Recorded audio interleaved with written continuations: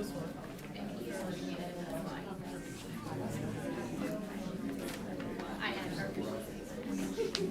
I appreciate you. I am letting Linda and Tammy get nice.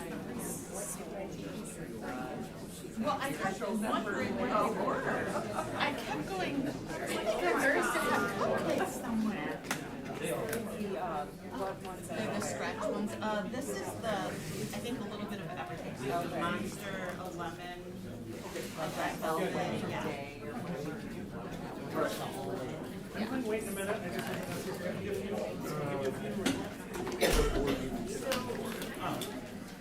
busy. I'm torn. Thank you. I'm just going to give you a few minutes. Finish it.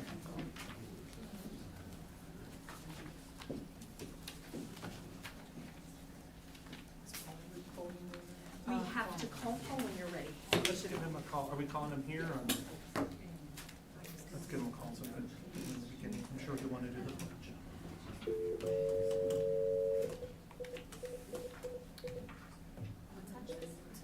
Paul's The call cannot be completed as dialed.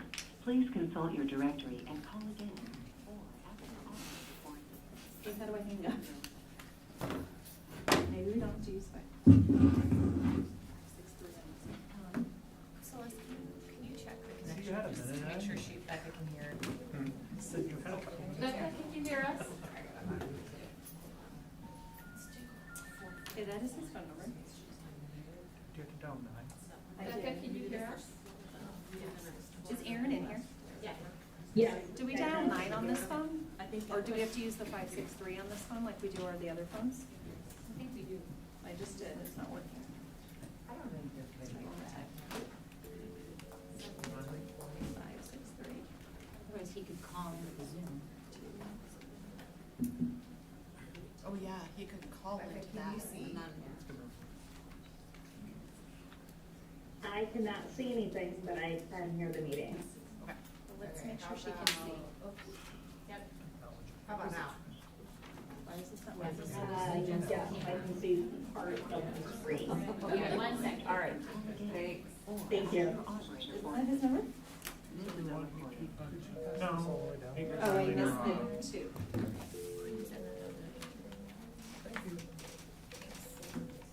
How's that? That's great, thank you very much. You bet.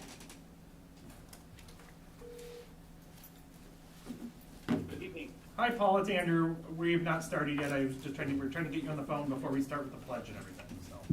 I am absolutely ready to report for duty. All right, good to hear. All right. Call to order, 6 p.m. Pledge, let's stand for the pledge. Pledge allegiance to the flag of the United States of America and to the republic for which it stands, one nation, Under God, indivisible, with justice for all. justice for all. All right, can I have a motion to approve the agenda? So moved. Richard on first, can I have a second? Second. I'll keep it just in case. Roll call, please. Director Castro, Yes, Director Champion, Yes. Director Dorder, Yes. Director Eastman, Yes, Director Lynch, Yes. Director Pevich. Yes. Director Smithson.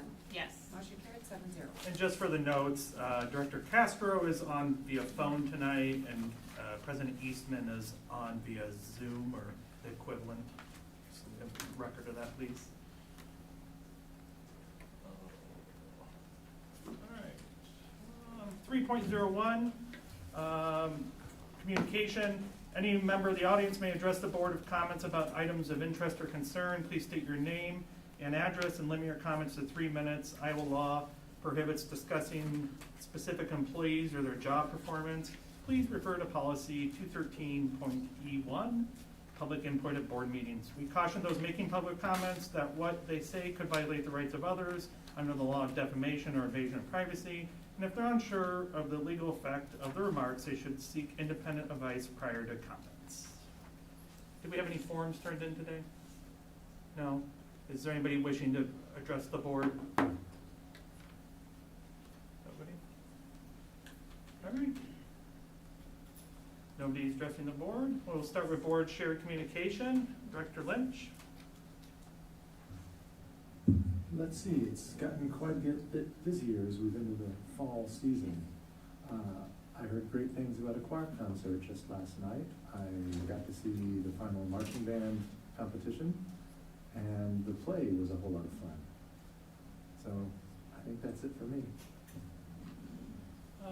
Director Eastman. I'm sorry. My brain is now going the wrong way today. I don't have much. I know that conferences have kicked off, and so I just wanted to encourage all parents out there to schedule an appointment to meet with their children's teacher. I did ours the other day, and I just have to say our teachers, they'll blow you away when they show you exactly what our kids are doing and learning and how in-depth teaching really is. I think when I was a kid, you just look back and think, the teacher just stood up there and talked at you. But it is so amazing when they start to drill down what the kids are learning and how they're assessing all of the work and time and effort and brain power that goes into what they're doing. So I just encourage all parents to go out there and meet with their kids' teachers and know and understand what's going on in classrooms. Thanks. Dr. Pevich. The only thing I would say is elections are November 7th. Get out and vote. We're fine. Linda. I don't have a lot. I want to echo all of the cool things I've been hearing. And I want to encourage people to also come out for it's the Bett Academy next time. It sounds like those topics are going to be really timely and important for our community to understand our district and what we're doing. So I encourage people to come out for that. Paul Castro, do you have anything?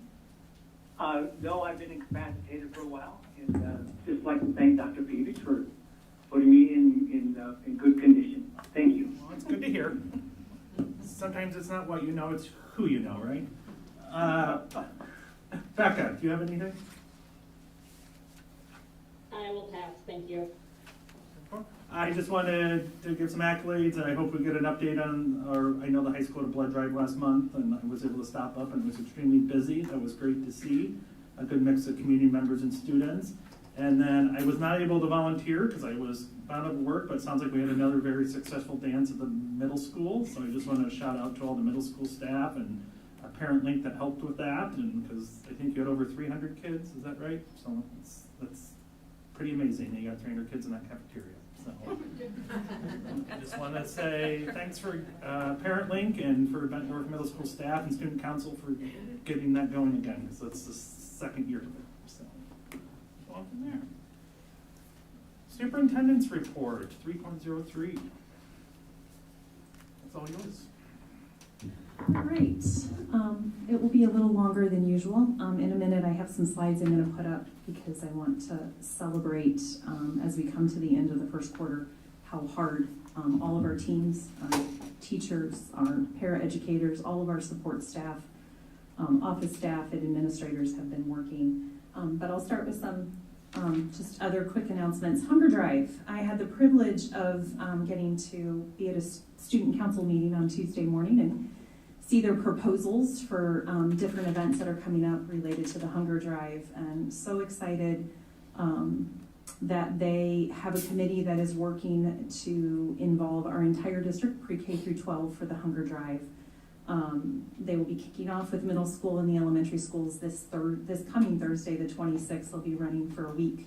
And Charlie, I apologize. I always did this with Dylan last year.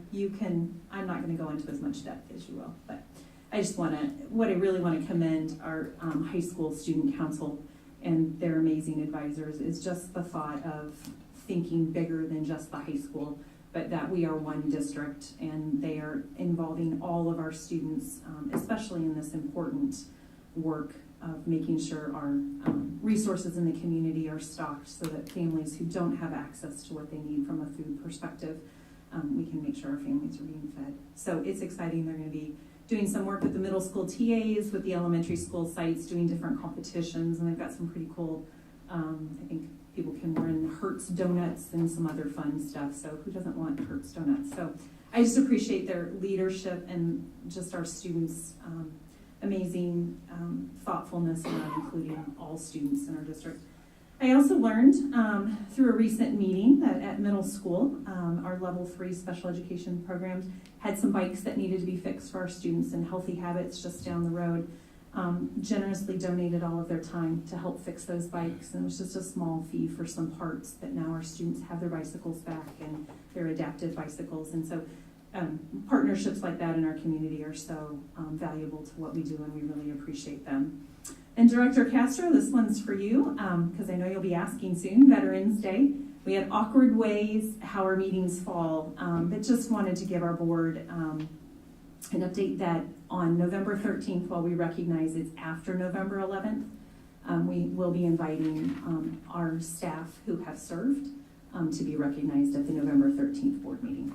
We have not forgotten about them. We just, after a lot of consultation back and forth, we felt that was, because in our district we give them November 11th off if it falls on a weekday. So we will be asking them to come in and be recognized and thanking them for their service. Wonderful, wonderful, wonderful. I'm glad I could share some good news. And then I'd like the leadership team that's here tonight, if you guys would just stand up and be recognized. Without this incredible leadership team to support all of our staff across the district, none of what we will be sharing tonight, without their partnership and collaboration with our amazing staff and support staff, none of it would be possible for our students. And so we've got principals, who else is in the room tonight? Directors. I'm sorry, directors, stand up. Nice try. Principal and Administrator Month. I expanded because we are a team. Nice try. But thank you guys for all that you do. The countless hours you spend supporting students and staff does not go unnoticed. So thank you. And then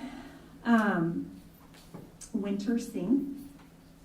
We had explored last year looking at possibly moving it to the spring into an evening event. Over the years that we've received feedback, we get feedback from both sides.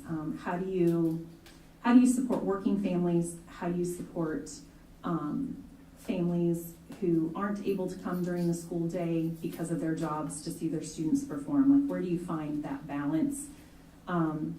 It also, it's an amazing event. We love the fact that we have this beautiful performing arts center that our students get to be on a big stage and perform in front of their families and their loved ones. But from a logistics standpoint, it sometimes can become challenging, and then we always have safety in mind, right? Because you're bringing lots of people in and out of buildings, and we also, as we said, one of our number one priorities is to always keep our students safe. And so we explored other options with our music team. Even had some conversations in September with BEA around logistics, and we just landed with, at this time, we will keep Winter Sing as it has been traditionally, and we'll continue some conversations. Received in various formats that communication, maybe people had missed some communication or didn't receive communication. As we worked to move it back to December, the buildings needed to work on which day of the week they were going to go, because everybody has something. Like if I have a preschool program, I can't go on Wednesday because then my preschoolers can't, or if I have preschool, yes, then my preschools wouldn't be able to participate because they don't come to school on Wednesday. So there's a lot of logistics. We appreciate everybody's patience as our sites work to get all of that when you're trying to coordinate 5 schools. And then get communication out. So we're excited. It is always a fun time to see our elementary students perform on stage. So we appreciate everybody's patience and flexibility as we worked through that. And then another good thing at middle school, we've brought back the collaboration with the University of Iowa Film School and their faculty and students. They were just down, I think, last week, right, Mr. Hartley? So our 8th grade, one of our 8th grade English teachers, Mrs. Barnes, is working with them, and her students have been working on movie trailers. And so a faculty member and some students in the film school at Iowa came down and gave feedback to the students on their movie trailers. And what I hear, it was a wonderful day for everybody involved. And so I just wanted to share that partnership. And as been mentioned, Do not forget the board candidate forum next Wednesday, 6 o'clock in the Performing Arts Center. Would love to see our community come out. We are very grateful for the collaboration with TV6, KWQC, who will be moderating the event and helping us with that. So we appreciate their partnership. And a couple more shout outs to our small but mighty IT team, Erin Pesca and her leadership. At the start of the school year, I know as her help desk tickets came in, they thought, how are we ever going to conquer this? In a very short period of time, that small team of 3 building support people managed to bring down 75% of the close 75% of the help desk tickets. You're talking hundreds of help desk tickets by 3 people 2004 closed so far this year. in 1 quarter. So a really huge thank you to that entire IT team. They do great work. And then Director Champion mentioned ParentLink. Appreciative of their board leadership at ParentLink. Somehow Mrs. Kleppe has managed to get the president of middle school ParentLink to maybe do some work with some other parents. They're exploring starting a similar parent organization at the high school. We recognize there are families who don't have children in fine arts, possibly, or in athletics, and want to be involved, and there's a need to support our teachers, right? And so she is working with Annie Thomas, who's president of ParentLink at middle school, to help bridge that and learn what's worked well at middle school and how do we start something like that at the high school. So appreciative of that collaboration between middle school and high schools so that we can continue to support our teachers and tap into the parents that want to help, right, and be supportive. And then Celeste, did you grab those slides? And I apologize, it is long, but there's so much to celebrate that this is really first quarter update. And so our teachers, support staff, and administrators have what I said been on rollerblades with jetpacks behind them. As you know, we were blessed to receive additional funding to continue our work in social, emotional, behavioral health. The training, the support that it's providing is really helping. And you know, the great work that they launched at middle school has not gone unnoticed across the state, and we've had staff be able to share that knowledge and that learning with others across our state so that all students can benefit from this. I've put listed, this is just training, and I think I've missed some, but highlighting some of the key training that has already started Q1, but will continue throughout the year to continue to hopefully provide strategies for our support staff and our certified teachers as they continue to work with students.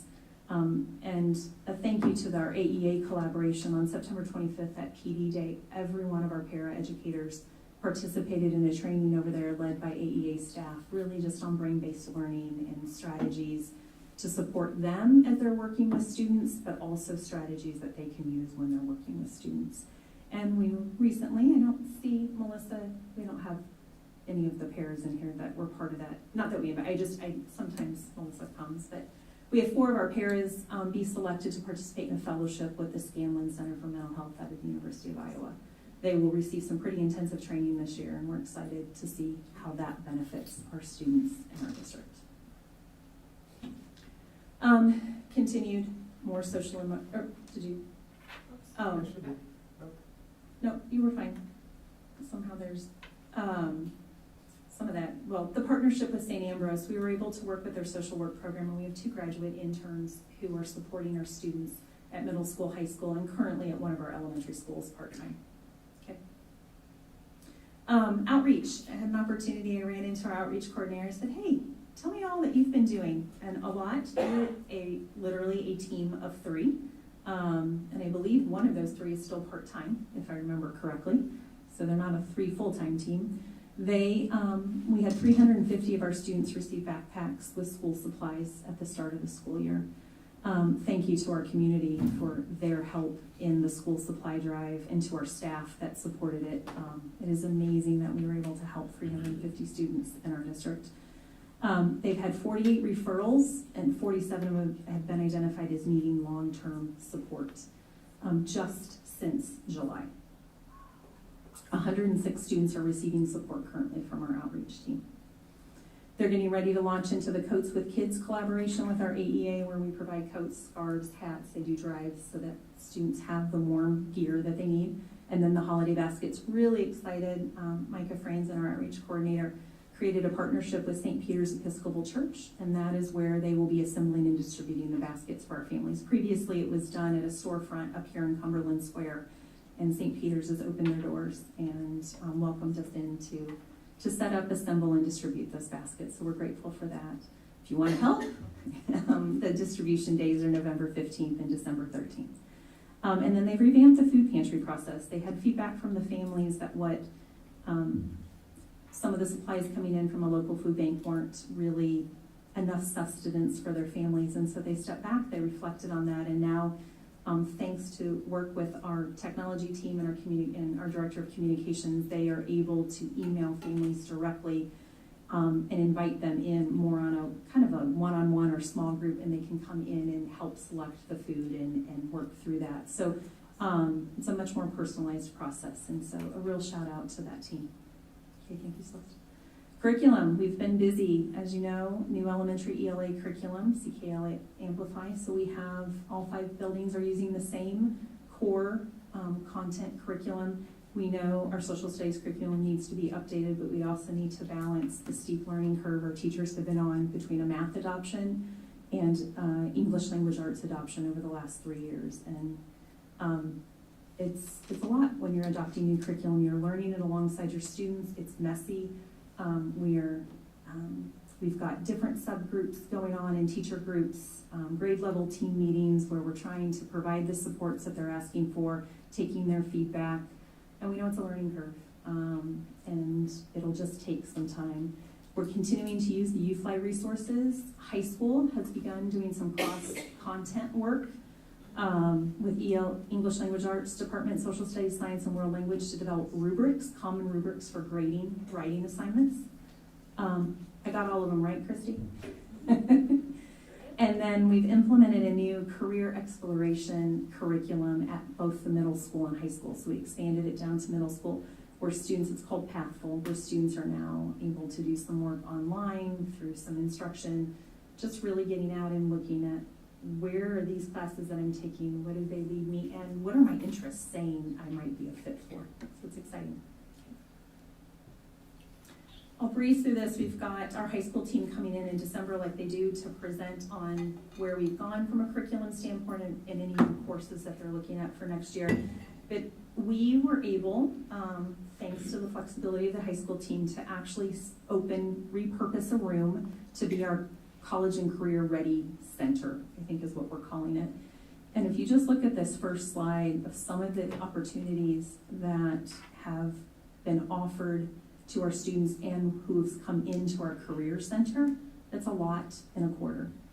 Our students are getting opportunities to be connected with higher ed, with local businesses, local colleges. 170 students have been served in these opportunities just in the first 40 days of school. So that, kudos to that team that's working really hard just to connect our students to the educational day, to the outside of the educational world. Just some new, as you can see, quickly, the Engineering Academy. Sorry, the X's did not get off. Right now, we do not have anyone, it's my understanding, in the Engineering Academy, but it is an option for students. A new internship with State Farm. They are interviewing, I think they interviewed 5 students. They're trying to find space for 2 to 4, possibly 5 internships to try to take all of them. I thought that meant there were 20 students. Thank you, Richard. I missed the X's as I was trying to get things wrapped up today. But a lot of just opportunities in those college career pathways that you guys have emphasized over the last few years. It's growing and we're seeing students access those. Okay. Computer science, criminal justice is a new course. My understanding is we have 183 students enrolled, and that has been quite popular. I think it was also where Mr. Skillett was arrested by the Bettendorf Police Department through that course. That was all over social media. And then a new course for our education teacher prep program as we're slowly trying to build a pathway to keep students that we think will make exceptional teachers and get them to come back to our organization. So we've got 18 students enrolled this year. In our health sciences, they are growing. That is probably one of our career pathways that is one of our bigger demands. We now have 4 registered apprentices.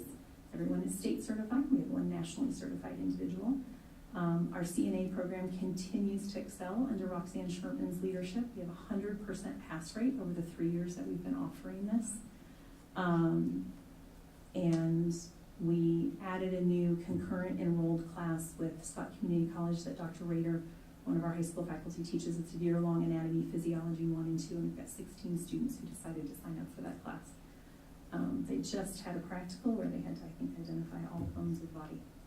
It was pretty amazing setup. Welding, as you know, we had our first we celebrated our first registered apprenticeship, and we have an individual who's a current registered apprentice with John Deere, and you can see during their first quarter review the outstanding evaluation they received. And we have 16 students who will be OSHA 10 certified by the end of the school year, which is a great, I mean, it's not an easy task to be certified in OSHA. We've started, thanks to our expansion in the career readiness program, to be in, Mr. Hartley has worked with Mrs. Hoyt to expand programming down at the middle school. As you can see, we had 10 middle school students attend a John Deere Manufacturing Day, and then 25 students are signed up to attend in November to the program Introduce a Girl to Engineering Day. We have the JA Inspired Career Fair in December, and we will have, I believe you did the Department of Public Safety Career Day last year, correct? And so you're repeating that again this year. So, and then from a curriculum standpoint, at middle school, they looked at the electives. Go ahead, Celeste. They looked at the electives, and they have some new courses in the areas of business, family, consumer science, and health science. So some repurposing, but some expansion of material to really look at that career technology education arena, and how do we start helping students connect what they're learning in the day, that it does have meaning and purpose, and here's why. So a lot of work and a lot of collaboration between our 2 secondary sites, and I think that wraps it up. Our Edison project, which we have on the agenda later. Zach Shea and our athletic department's been working hard with our conference to shift to a new system called Bound, where we're able to offer ticketless entry to our athletic events. Hopefully one day we'll get it to all of our extracurricular fine arts events as well. But what I hear, we're getting positive feedback from it, from staff and community. And then Celeste has been extremely busy launching these initiatives as we open the new school year. We have our new website. Recently met with our SIAC group, who we engaged them in an activity around feedback of what's working well, what do they see, should we add, change, and we got some really good feedback that night. Our new app, I'm getting positive feedback about that. Bett Connect, the new alumni platform that we're in partnership with our College and Career Readiness Center, as well as our Bettendorf Community Schools Foundation. It's a partnership, and really trying to get alumni and our students and community partners to become, sign up and be a part of that portal, so students have access to resources and potentially mentors. And then the Bettcast. I think she's recorded a Bett Connect, a Bett Did You Know, Bet You Didn't Know, and was it Bet Inform? Yes, with Pat Bereskin. So a high school art student and Pat Bereskin sat down with Haley Hoyt and Celeste, and they recorded a podcast that will be released tomorrow, and just connecting a community member who's a Bulldog alum, who made a career out of her passion of art, with another student who is very passionate about the arts. And from what I understand, I haven't had a chance to listen to the recording yet. It was a pretty powerful conversation. I'm looking at Celeste because she was in the room while it was being recorded.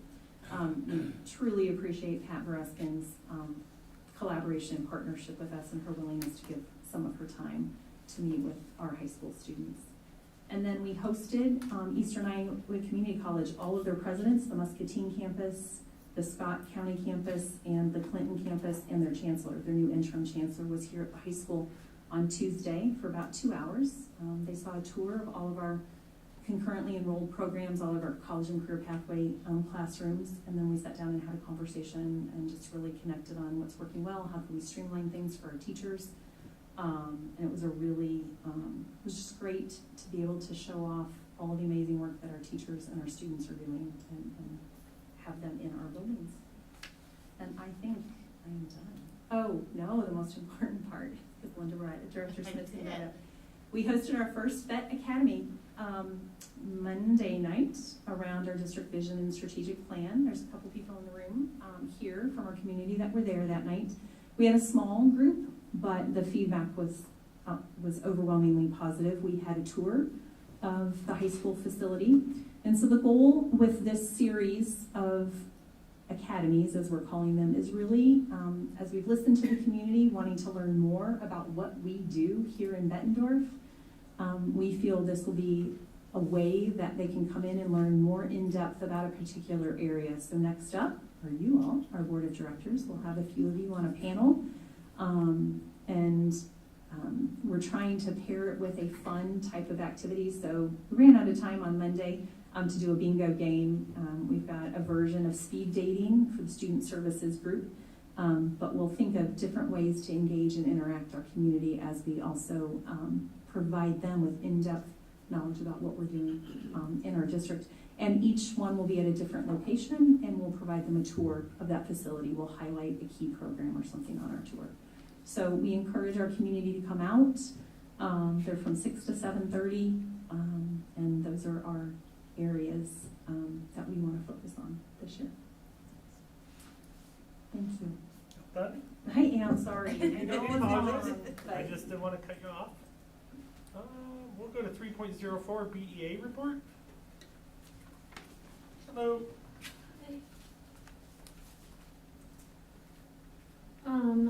The start of the school year has flown by as we head into the end of the first quarter. Our teachers continue to work incredibly hard for all of our students. Last week we had roundtable and our monthly member meeting, and we are continuing to talk about the coaching cycles and how potential snow days may look. Thank you. Thank you. 3.05 BE, if I could talk, BESA report. That's a report.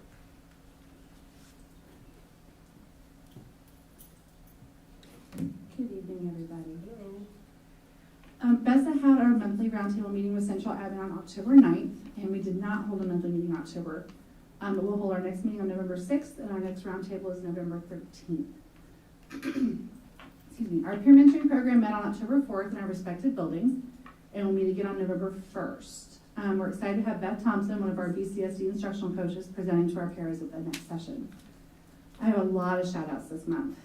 We sent a Google form out to our building administrators so they could admit staff for recognition, and it was very well received.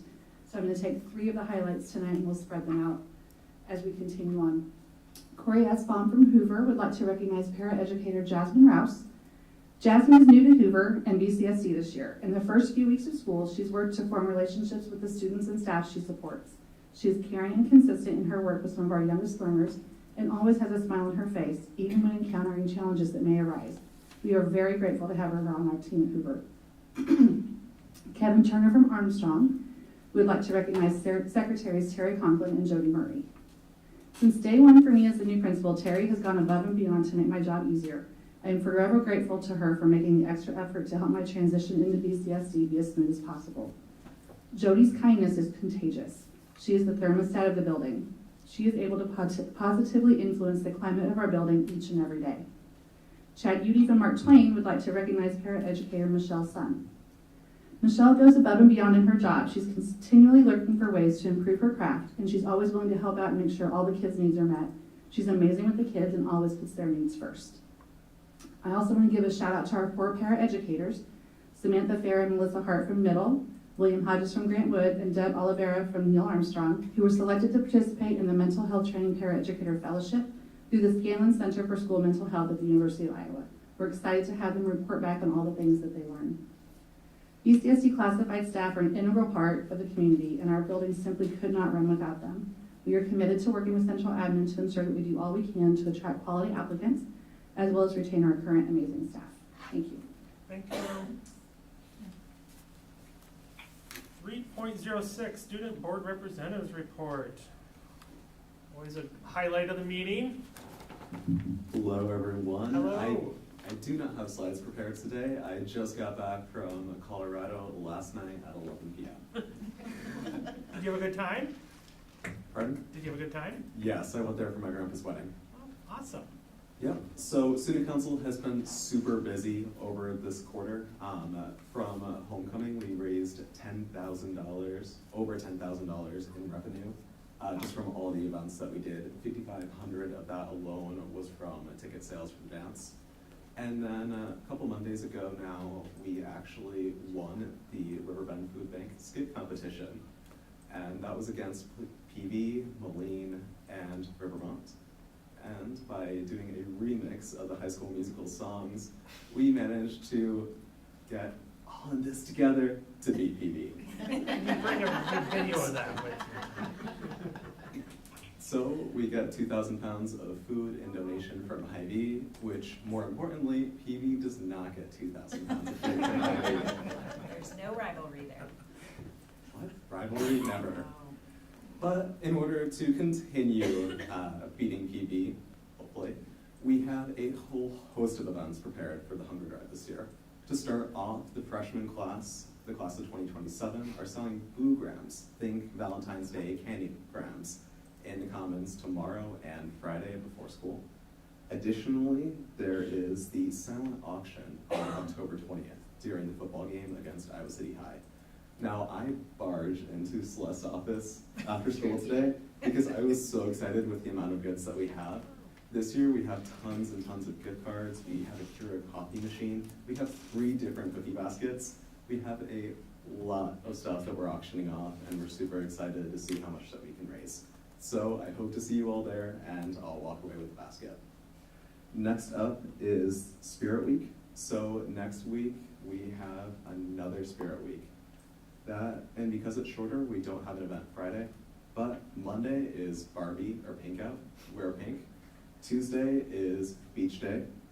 Wednesday is Adam Sandler, which means dress wearing your most baggy clothes. And Thursday is Rhyme Without Reason. Find a partner and wear 2 matching outfits where they rhyme. Now, moving on, we have a restaurant benefit with Central Standard on October 24th. That is from 4 p.m. to 9 p.m. And this event goes towards raising money for the Hunger Drive. Then we have Capture the Cans. Capture the Cans was supposed to be tonight at 7 p.m., but due to the weather, it was postponed to next Wednesday, October 25th. And every year, we raise a good amount of money from Capture the Cans. So if any of you want to come, spectate, donate, we'd be happy to have you. Right after the board candidate forum, you can just walk right down to the football field. Absolutely. Then we have been canvassing and soliciting. Some of you guys may have seen us at Hy-Vee. We'll also be walking around to houses on 3 separate days this year, including October 21st, October 31st, where we'll be trick-or-treating for cans, and November 4th. So stock up and hope to see us there. Finally, we have Harvest Fest on October 28th. This is the same event that we had last year, children's games, activities, things to do, and I believe it's from 5 p.m. to 8 p.m., and I'll also have a pumpkin patch and pumpkin carving. Just so I don't forget, because Dr. Morse alluded to it earlier, we also have the district competition going on, launching next Thursday. So all the middle school TA advisories, along with the elementary schools, will all be competing. So everyone's class will be trying to get the most for the Student Hunger Drive this year. Elementary classes rewards include extra recess and a pizza party. And then the middle school TA advisory that gets the most gets Hertz Donuts. So we have a lot going on this year, and we're really looking forward to the next quarter because we should be able to raise a lot for the Hunger Drive. And as always, it goes to Riverbend Food Bank, so it's super critical that we're able to make these events happen because the Student Hunger Drive funds, I believe, more than 25, probably around a third of the annual donations that the Riverbend Food Bank gets, and Bettendorf High School is generally a significant part of that. So hope to see you all supporting our endeavors. And then I have been reaching out and connecting with club leaders about what is going on. Most clubs are still getting off the ground right now, but most are planning events. I know FBLA has their March of Dimes annual pancake breakfast this November 18th. I'll be able to talk about that more at the next board meeting. Any questions? Director Pevich? First off, congratulations on your National Merit Commendation. But my question is, how does an outfit rhyme?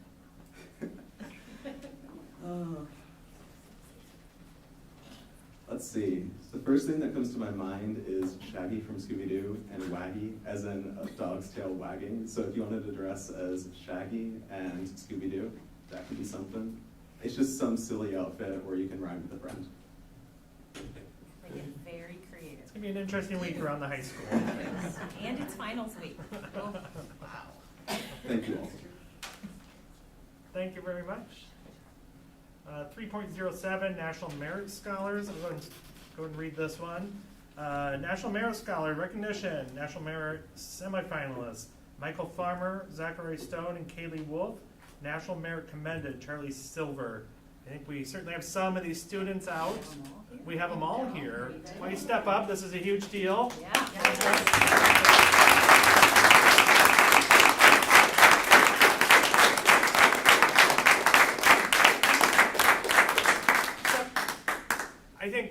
I think people will hear about this and sometimes they don't know the process. Would somebody, or one of you be willing to maybe give a short synopsis about everything you have to go through in this process?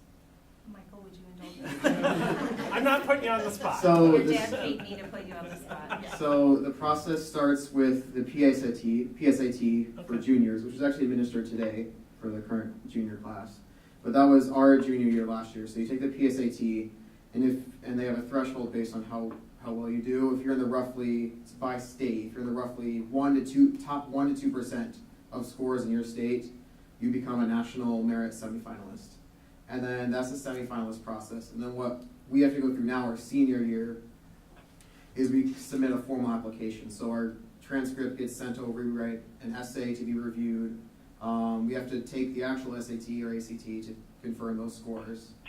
And then you do that to become a finalist, and then roughly half of those finalists receive the full National Merit Scholar title. And that opens up a lot of scholarship opportunities and things like that. Have you gotten your essay? Have you worked on your essays yet? Yes. You might So tell those us were what the essays were on? those were due earlier this October, and they're very broad. They give you an opportunity to just write about an experience you had or someone that's important to your life, and just to give the essay people more to know about you than just your test scores. Awesome. Go ahead, Richard. Let's see the question. So I thought I heard that drum major voice coming out. So I wanted to ask all of you, what else do you do? How else have you been involved or active while you've been here? Okay. Yeah, so I'm very involved as a band kid. I'm in marching band, as all three of us actually are. And I also just finished my last cross-country season, and I also participate in Community Conservation Club. I'm president of Key Club, and then, yeah, I'm in all of the band things: jazz band, show band, pit, youth symphony orchestra, parts of youth symphony orchestra, so all of those things. And I'm also a Girl Scout. I am less familiar with the process overall. As a commendee, I do not go through with the process as the semifinalist do. Do you do anything extra? You do anything fun?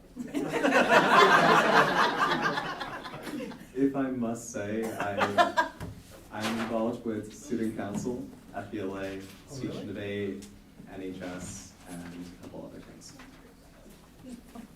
So I am one of the drum majors for our varsity marching band. I'm also the senior programmer for our team's robotics team, and I'm also a member of Key Club and our Community Conservation Club. I'm an Eagle Scout, and I'm also a member of our school's orchestra program and the Quad City Symphony Youth Orchestra.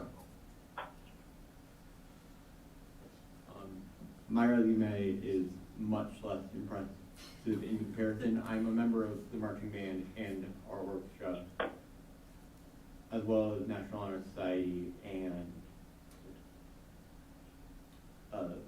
Quad City Youth Symphony Orchestra, but I don't really do much else other than that. with the 5 minutes of free time that are left over, right? Well, just for myself, I'm sure for all of us, congratulations to all 4 of you. Thank you. Very, very much so. Hey, I went through this process. It opens doors. These scholarships are huge. So definitely take these seriously, these applications. Yep. Good job. Thank you. Congratulations. And thank you for being here and Yeah. letting us recognize you. So. All right. Any other comments or questions from the board? No? Congratulations. Congratulations.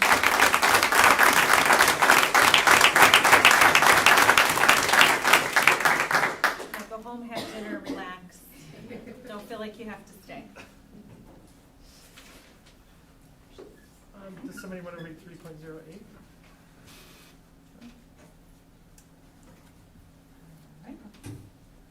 Just read it? Yeah. Congratulations to Joe Rankin and our speech and debate team for being recognized as a leading chapter for Eastern Iowa. Awesome. We do have anybody here for that? I didn't see anybody. Well, Charlie's here. He's part of the speech and debate team. Congratulations, Charlie. 3.09, you have a volunteer? Sure, I'll go. Thank you. So frankly, we should just have you. You know all about it. The speech and debate team was at the Maroon Maelstrom on Saturday, September 30th, and 3 students returned with trophies. Katie Baltros, 3rd place in informative speaking. Olivia Jensen, 3rd place in novice Lincoln Douglas debate, and 3rd place speaker in novice Lincoln Douglas debate. And this person, I don't know who he is, Charlie Silver, brought home a 2nd place in spontaneous speaking and a 3rd place in extemporaneous speaking. According to them, they're not very involved in things. Yeah. Do I have a volunteer for 3.10? I can do that one. Thank you. Mr. Charlie Silver, you're just like all over the place tonight. Charlie Silver was selected to assist future business leaders of America at the national level with the North Central Region Council. Congratulations. Congratulations, Charlie.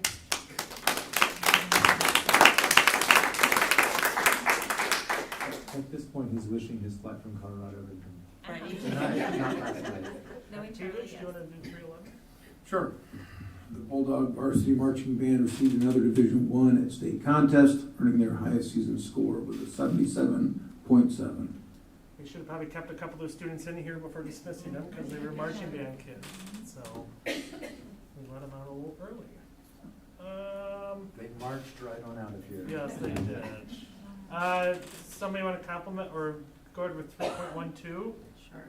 Michelle Reason, Nutrition Services and Wellness Manager, submitted a grant application to the Healthy Meal Incentives Grant for small and rural schools through the USDA and Chef Ann Foundation with the goal of increasing fruit and vegetable consumption at the secondary level. BCSD Nutrition Services was awarded $34,700 through this grant to purchase new equipment and smallware supplies at BHS and BMS to make plant-forward meals and sides more available to these students. Congratulations to Nutrition Services on receiving this grant. Congratulations. I'll go ahead in 3.13. October's National Principal and Administrators Month, as Dr. Morris commented on earlier. Thank you to our outstanding leadership team for your unwavering dedication, exceptional leadership, and remarkable impact on student success. I read that from the agenda, and I also sincerely mean it to all of you. I know you put on hours well beyond what is people think you're doing. I often see lights on in school offices well beyond any reasonable hour. Sometimes when I even leave board meetings late, I see someone in their office across the building over here. So thank you for all the work you do and making things flow so smoothly in the school district. So I have to give you another round of applause. Did you want to do your thing before we do consent? I apologize, I overlooked on my notes, but we have a special guest tonight who will be actually working with a small team tomorrow from our Hanover consulting team that we work with. Miriam is here tonight. She is will be working with Jamie and some of our curriculum team and different administrators and leaders tomorrow, continuing to dig into our strategic plan, continuing to refine those action steps, reflect on where we've come, what adjustments need to be made, and moving us forward for the kind of setting our trajectory for this school year. So thanks, Miriam, for coming out, for being with us this evening, and for working with our team tomorrow. I know it's going to be a great day of learning for all of us, as long as the one sitting next to you behaves tomorrow. Perfect. Paul, I'm getting some weird beeps. I just want to make sure you can still hear us. Oh, yes, I can, yeah. Okay, I just wanted. Dr. Moore, that Hanover work that's being done tomorrow, is that dealing with like the process for how administrators will be evaluating teachers? Or just in a quick thumbnail sketch, what will they be doing? So it is, Sorry. It does not have to do with our teacher evaluation process. It has really the focus tomorrow is on priority 2 of our strategic plan, learning and achievement for all. We're gonna look at the aims and the goals that we set, reflect on where are we at with our progress. Are they still the appropriate goals we need to focus on? If not, why not? And what adjustments need to be made? If they are, how do we further break those down into concrete action steps and develop a plan moving forward? And so really the focus is looking at priority 2. As we said, when we went through the strategic planning process, staff had indicated they felt that that was something that was a document that just kind of got developed and left alone and never touched. This is our continued commitment to be reflective through that continuous learning process. And we have in our contract where they're on site to work with us around that. We're also working with them to look at building kind of a dashboard to monitor in a more analytical way, monitor the strategic plan that we have put together. That is going to be forever changing. I mean, as we achieve things, we need to reflect and update. As we thought that was the right area to focus on, and the data tells us it's not any longer, we need to make those adjustments. So, priority 2 of the strategic plan.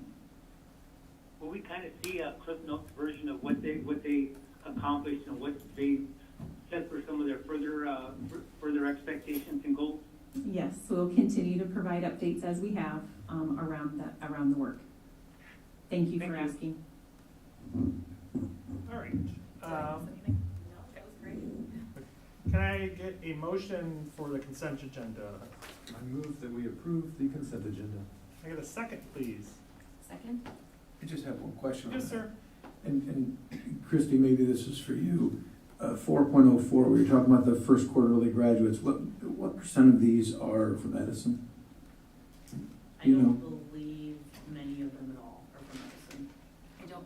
I've got the paper right here going through all the different forms, but I haven't run into any Edison students yet. Okay. Going through it. But I can get that back to you. I was just curious, because, I mean, first quarter seems very early to be graduating. I just didn't know if it was. Just to kind of help, like if you look at our credits, in a sense, students can get 8 credits a year, and our graduation requirements are 26. So if you go through that, you know, if they take all the courses they're supposed to and they're required, you know, courses, they can be done, you know, have 26 credits at the end of the first quarter. Good. So one thing we do is they're required to meet with the counselors about what their post-secondary plan is, making sure there is a plan and, you know, what those next steps are in order for them to be approved. So. Are you good then? Yeah. Yep. Anything else? Is there a second? Oh, was there a second? Yeah, Can I get Dorder. All right. Can I have a roll call, please? Director Champion? Yes. Director Dorder? Yes. Director Eastman? Yes. Director Lynch? Yes. Director Pevich? Yes. Director Smithson? Yes. Director Castro? Yes. Motion carried 7-0. 5.01, BCSD Board of Directors self-evaluation. I'll let Dr. Brooks open that up.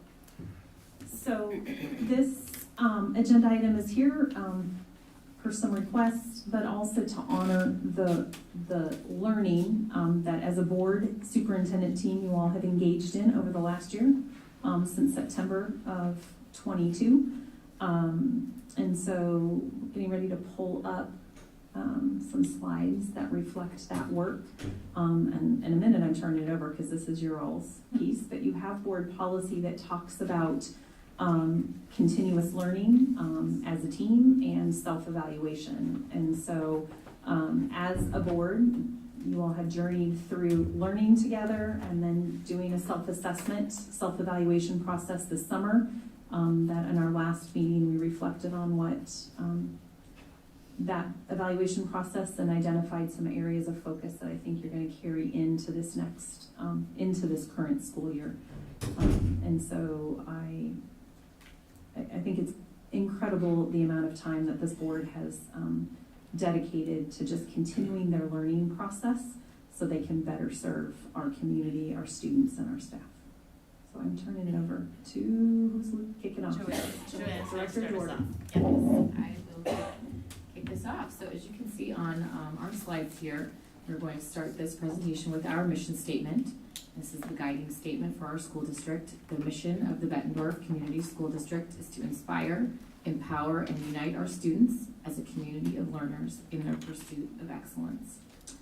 And in our new strategic plan, we have several core values. One of them is lifelong learning.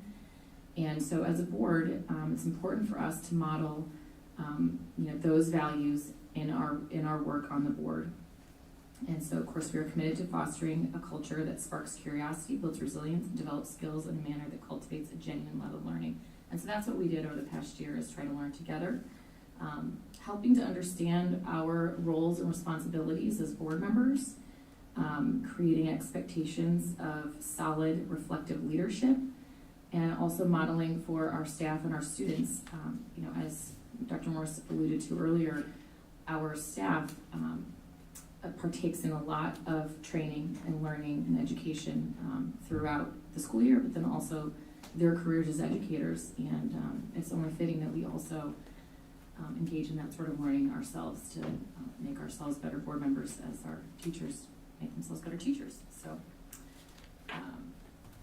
our next slide here, this just talks about our policies. In September of 2022, we committed to board policy 216.2, board development and training, and we began this year-long process. Our board policy is aligned with the core value of lifelong learning. We're committed, again, I don't need to read it yet, the core value. The board has chosen to model this work. I feel like I've said all this, I'm sorry. These are the notes, I didn't write the notes. In 2022, this is near and dear to my heart because I do think it's important to model this behavior. We had 4 board members who committed to earning enough hours to be recognized by the Iowa Association of School Boards for their commitment to learning. These directors were Director Eastman, myself, Director Dorder, Director Lynch, and Director Smithson. This allowed the BCSD board to earn the team award and be recognized as one of 15 boards across the state. And if anyone, bit of trivia, there are over 300 school boards across the state of Iowa, and only 15 were recognized with this honor. Dr. Morse also was recognized with the Individual Superintendent Award of Honor, earning her hours in learning and having the majority of her board earn their hours as well. So this work was kind of tough. It wasn't always easy to have these conversations, but we gave up a lot of our time. In addition to attending these board meetings, we also attended our development meetings. And so just, drives home the importance that we think this is on learning as board members. Next slide. Okay. So in our first meeting, the goal of our meeting was really to understand and work through a couple of questions. The first one being, 2 years from now, what do you want the public and staff to be saying about this school board? The second question, what is one big contribution you want the public and staff to be able to say this board has made to the school district? So as a group, we talked through those things. Try to keep going to the next slide. This is me. And so we separated into groups. We brainstormed and talked about all the things that we thought would be appropriate answers to those questions, and we settled on a few key things when we came back to collaborate, and those are, if the board commits to putting the collective good above ourselves, keeping our eyes on the prize, keeping focused on the end zone, becoming high-functioning, cohesive, student-focused, and fiscally responsible. When we commit to those things, and then you can see on the slide, our key results will be, I'm not going to read all of those, but what our community will see is that we are working together for continuous improvement. A big one for us was the progress toward the strategic plan. You just heard Dr. Morse talk about our staff tomorrow working to reflect on our strategic plan, and you'll see it in our board agenda. Every single time we have a presentation, those from staff about what's going on in our schools. It's focused back on how does that relate to our strategic plan. And so I think, in my opinion, we're definitely doing that so our community can see those things. Appreciating our students and staff and the achievements that they're having. And a huge one was tackle Bett Middle School issues with accountability and follow through, and also providing some stability through those changes and long-term stability as well. Turning around negative and making positive moves to solidify the district is what the results would be. So, turn it over to our next room. I've got the next slide, please. Thank you, you're already there. You may have noticed there was a date on those slides before September 1st. We came back 2 weeks later and dove back in, and we took those 2 questions and turned them into 3. You can see the 3 up there. What are the actions that community would see from our board? What behaviors would they see? And what we'll be doing as a whole board. And as we talk through in small groups, you can see this came in to focus things that we would hope people would see from this board. Consistency, responsible use of public funds, tying our decisions to the strategic plan and publicly supporting them. Well, we weren't done with these 3 questions on the 19th of September. Next slide, please. We came back to them again in October so we could dig deeper and say, how do we accomplish these things? You can see a list of bullet points for each of those 3 questions. How can we accomplish the public seeing how we're working? How can we accomplish demonstrating specific behaviors? And finally, next slide, what will we be doing as a whole board? Consistency, supporting the board decisions, understanding our role as a board, understanding our role as a governance body, and what that means we do, and what it means we don't do are important things that we need to make sure we're consistent about. And that kind of became clear and clear again as we worked through this on multiple iterations. And finally, next slide, just in case you've forgotten in a few minutes, here is the policy in question. So I turn it over to Linda for the next bit. So one of our board policies is that we will participate annually in a self-evaluation process. And so I kind of wanted to go through, this was the bulk of our work through this summer. So you can go to the next slide there. So in looking at our board evaluation, the first thing we did was we chose to evaluate ourselves in the work of the 8 traits of effective school boards. So this is research-based work that what was done was they looked at all the districts across the nation that have high achieving students, and they mapped that back to what the school boards were doing that was helping their students be high achieving. And it was determined that there are 8 key areas of effective school boards, and you can see them up there. And I am going to read them because we really did spend quite a bit of time doing some research on them. And when we evaluated ourselves, it was on these things. So it was on having high expectations and clear goals, belief that all children can learn, that we were focused on achievement, that we had collaboration and communication, that we were data savvy, that our goals and resources were aligned, and that we had team leadership and team training. So then what we did, one of the other things that we also looked at was that there are some danger signs of boards too. We didn't choose to focus on those though. We looked at more of the effective traits. So if you go to the next one, we actually had a survey. It was a survey that was given to all of the board members. It was an anonymous survey, and we were asked to complete it in about a week.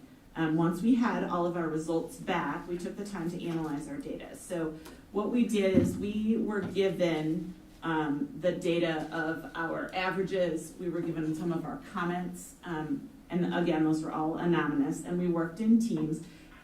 First, we took time to just digest it. I think we took a good 15 minutes just to look over the results and read the comments from the other directors about why we rated it. So the way it was worded was, how do you rate, our district or our board on, it was actually for the board. So it was, how did we rate the board on this trait, and then we were asked to give a comment about why did we choose that rating. So those comments were really kind of important, and we took time to analyze those things, and then we came together as teams, and we looked at our averages, and we looked at the comments that stood out to us, to kind of help us understand how we were doing as a whole. Okay. And then we worked in teams to analyze. After we looked at the team data, we were asked to identify what we thought would be the most valuable traits for our board to focus on for this upcoming year, for the next year, right? And the board came up to the consensus of these two. It was trait 4, collaboration and communication, and trait 7, team leadership. And you can see we have a lot of thinking in there, okay? About why we, about what we wanted to see. Once we selected traits 4 and 7, we really we were asked to reflect on what we committed to in the next year. We were asked these questions. So how would this trait help the board contribute to the district making a difference for students? How would it be happening? How would we see that happening at the board level? And what would be happening at the superintendent and admin level? So you can see in our work there, we have 2 pages for trait 4, but we have 1 page just for trait 7 there.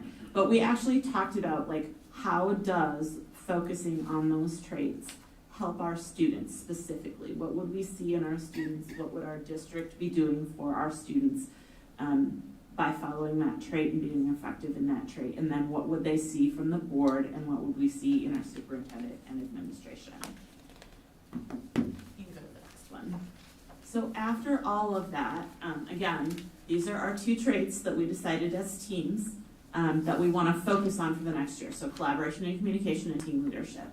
So we as a board are committing to work on these traits to move our district forward. And we want to continue our learning, review our roles and responsibilities, and work to strengthen our district through collaboration and communication.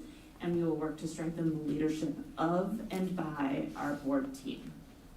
So we wanted to share those things with our community because we want them to know what our commitments are for the next year, what we are committing as a board as a whole to move forward on. So the last one there is that, and this is supposed to be a surprise, but a couple of you have seen this. So as of yesterday, I believe, I heard you had a good test, right?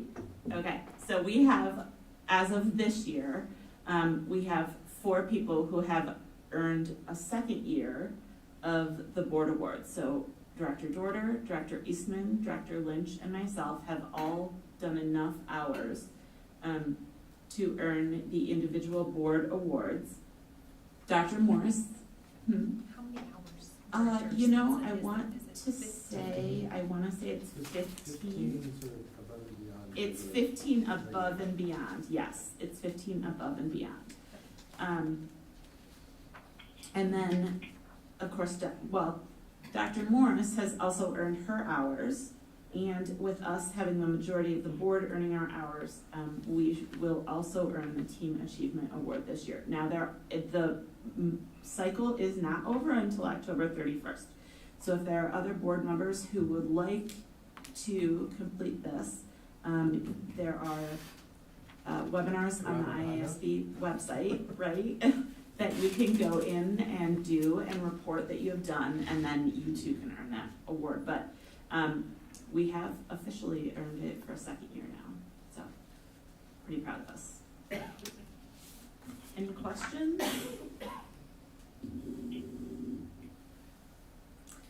I just want to thank each of you for your commitment and dedication to the learning and working as a team, to ask tough questions, to wrestle through coming up with what those responses will be.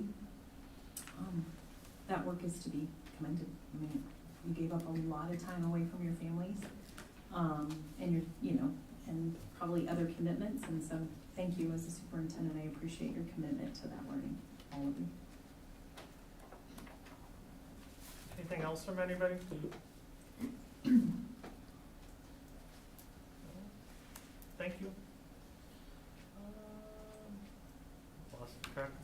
here. 5.02, thank you, Dr. Peevich. First and final read of policies. Can I get a motion on that, please? Despite my reservation about the first also being the final read, I will move that we approve these two policies. And I will note that the typo has been corrected in a paper copy that was in our packet. And I was gonna note that. All right, can I have a second, please? Thank you, Dr. Peevich, for the second. Discussion. So yes, this time around, we did put it down as a first and final because really, there were some small changes. We didn't feel they were substantial changes to the policy. And some of it was just bringing it up to what are we doing in our HR department on a daily basis and making sure that policy aligned with practice, just like you all wrestled with the policy earlier this year, making sure it matched your practice. And appreciative of the typo being recognized, we wanted to get that done and present it to you so you could see that. That is why you have a updated copy in your board packet tonight. If approved tonight, we would make sure that that version gets uploaded into our website. So, any questions for Mylene Mejia, our Director of Human Resources, or for me? Paul, do you have any questions? I just want to make sure you. I have no questions. Becca, do you have anything? No, thank you very much. Does anybody at the table have anything? I see all head nods, so we'll say that's no.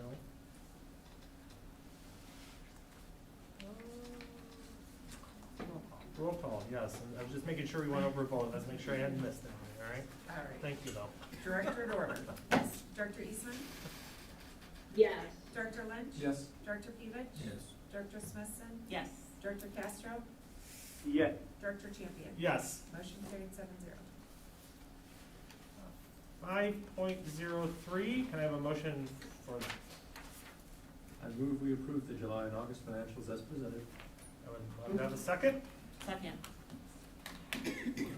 Linda will be fine. Sorry, with I that. didn't. No, it's fine. You were about the same time.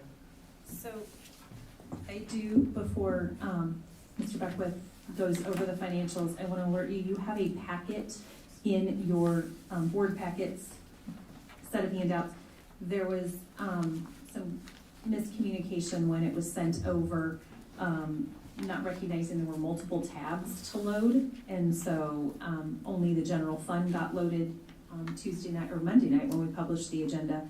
You now have, and after tonight's meeting, if approved, we'll make sure all of the funds get loaded in. So you have it for reference in paper, and Celeste is pulling it up on the screen. So we just didn't, because it was after the board agenda published, we brought it to you in paper. So I just wanted to clarify that.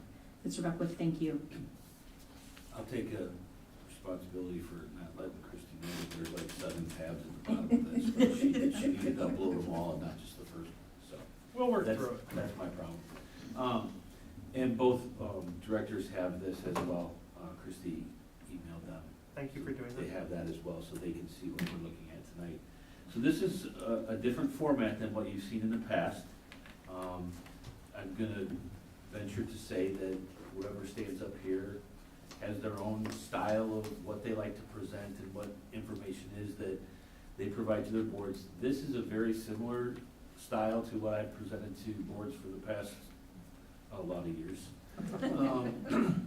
And basically what it does is it takes each fund, breaks it down by revenue and expenditures by month, and then that monthly comparison to the prior year's actuals. So if you just take the first one, for example, in the general fund, first chart is the revenues. So for the month of July 2023, we received $135,853. So the next column gives you a cumulative total for the year to date. Since there's only 1 month, it'd be the same number. Shows you a percentage of what we anticipate our revenues to be for the year for the general fund, which is less than 0.25% at this point. But what it does is it gives you the comparison in the next 3 columns to what last year at the same exact time looked like.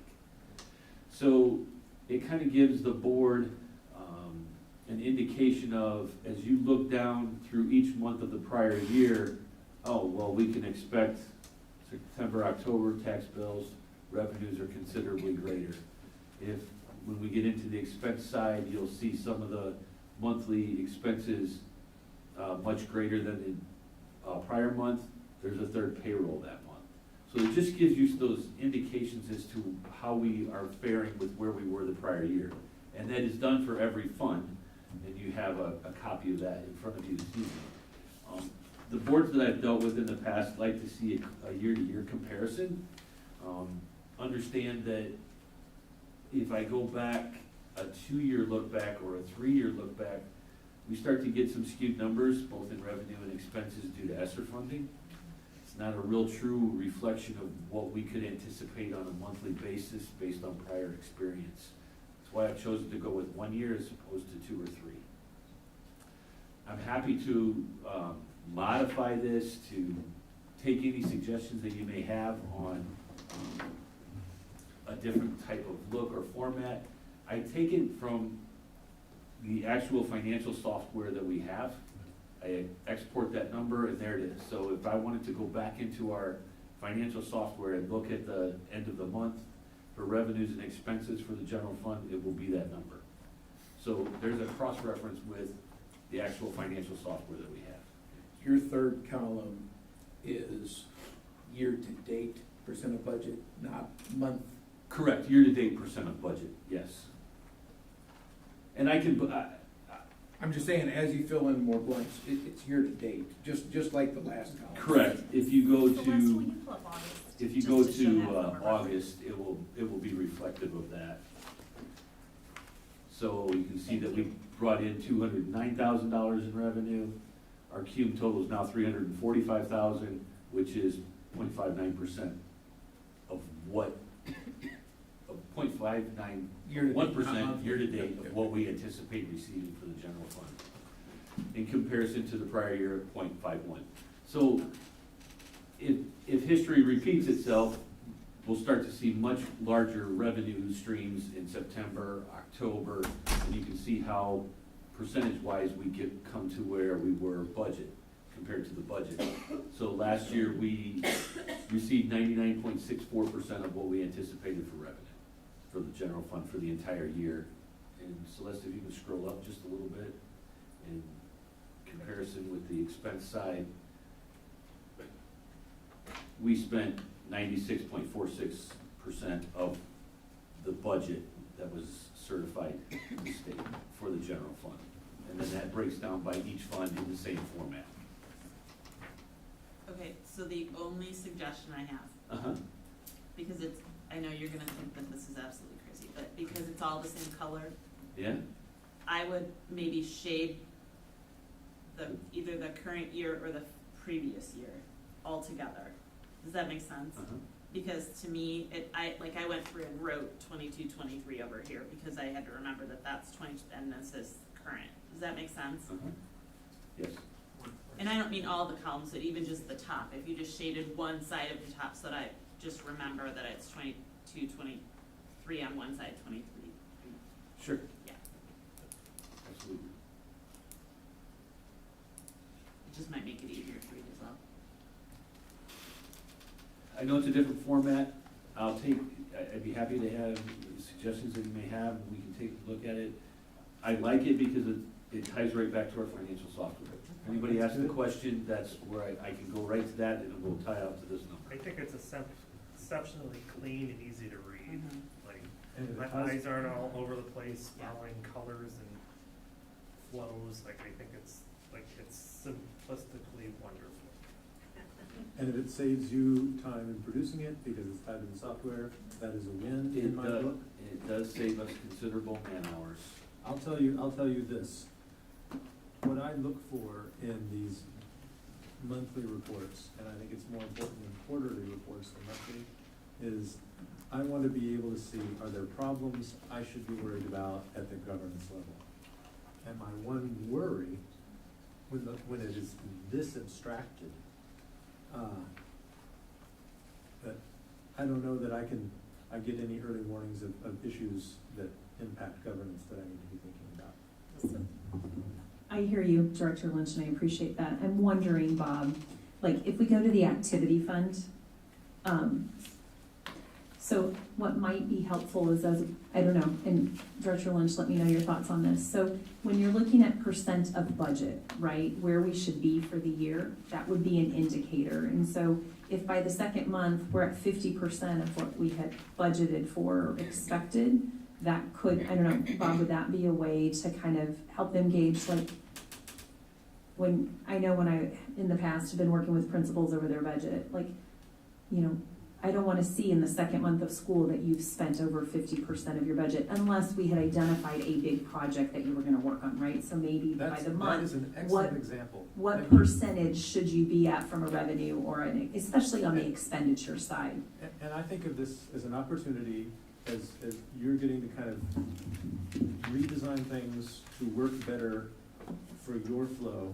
It gives us as a board the opportunity to think about, what do we need? Why is this useful to us? And so I don't have like, I need to see X, Y, and Z right now, because I don't know what X, Y, and Z are.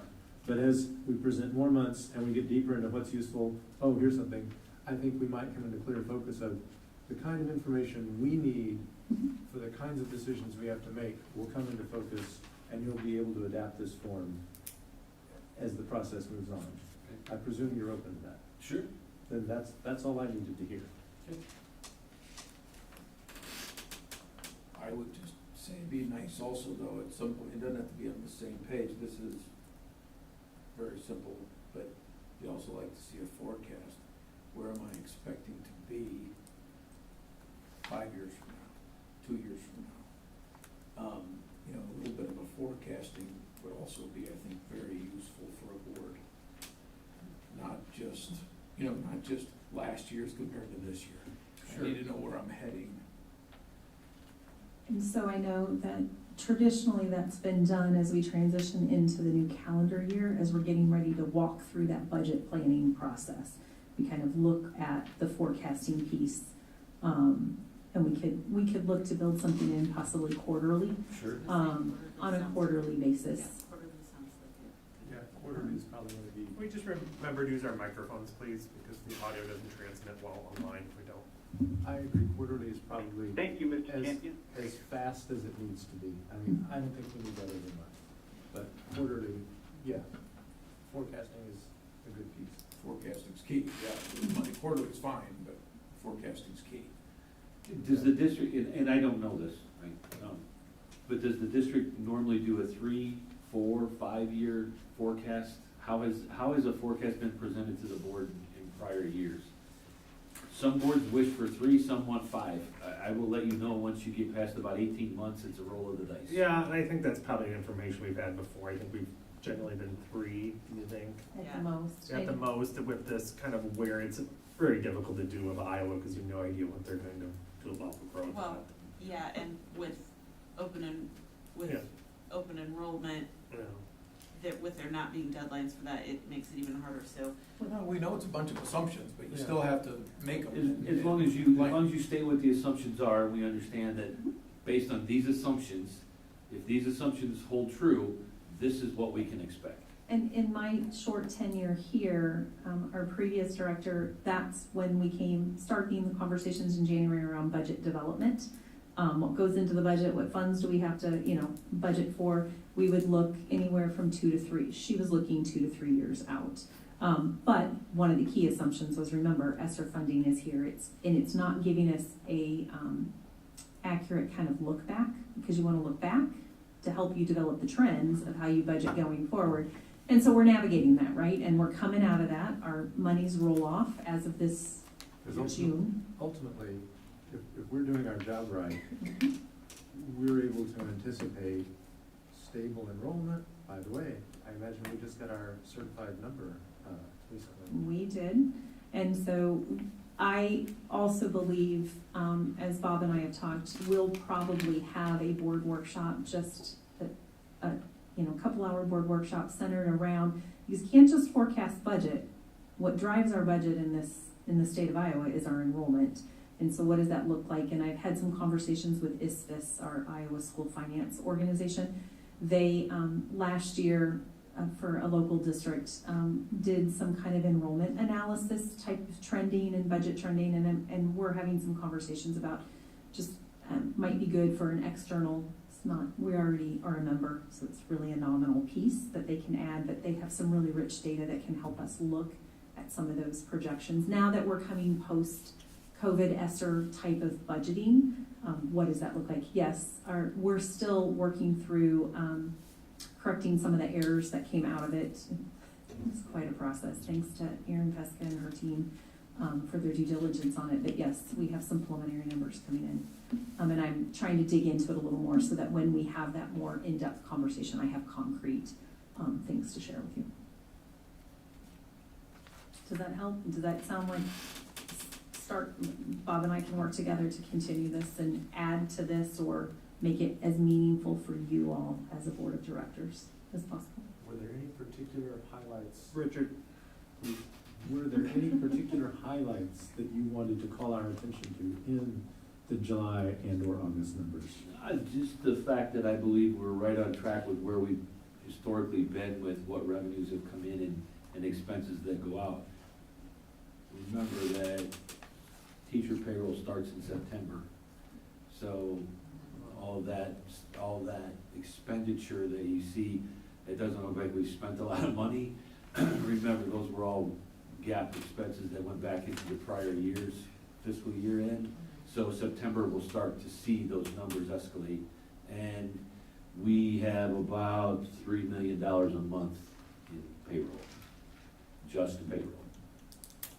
So that'll be something important later on in another discussion topic. So could you go back to the August general fund, the first page of the August sheet? I'm looking at the numbers in what you just said, and that explains why, starting in September, it jumps from 1.3 to 4, and that also explains why June is 12, because you're front-loading July Correct. and August. Thank you. Director Castro, do you have anything? I have nothing to add. All right. Director Easton? No questions, thank you, Bob. Is there any other comment from the board or questions? Okay, roll call, please. Director Eastman? Yes. Director Lynch? Yes. Director Fevich? Yes. Director Smithson? Yes. Director Castro? Yes. Director Champion? Yes. Director Dorder? Yes. Motion carried 7-0. You can just stick with us here. 5.04, can I have a motion for it, please? I move we approve the FYE 23 Certified Annual Report and Special Education Report as presented. And then, Second. thank you, thought she was asking for something else.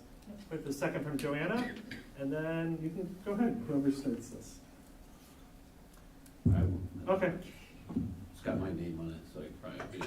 She had said something and it threw me off, and I just wanted to No, I make sure just it wanted her wasn't. to pull this up Okay. first before the other one, so. So mind you, I've not had to do a CAR or this type of review before in Illinois, so we did have annual financial reports just in a completely different format than what is required through Iowa. So I will work through this with you. So the next slide, please, Liz. So what is the CAR? It's the Certified Annual Report. The one thing I've noticed in Iowa is we have an acronym for everything that we do. CAR is no exception to that rule. It directly it uploads the chart of accounts from our software system straight into the state's reporting system. Each district in the state is required to file this by September 15th. Or if you're lucky enough that it falls on a weekend, the next workday on Monday. What it does is it provides the transparency in the accounting between districts. It gives you as close to an apples to apples comparison as you can create based on this formatting. Next, please.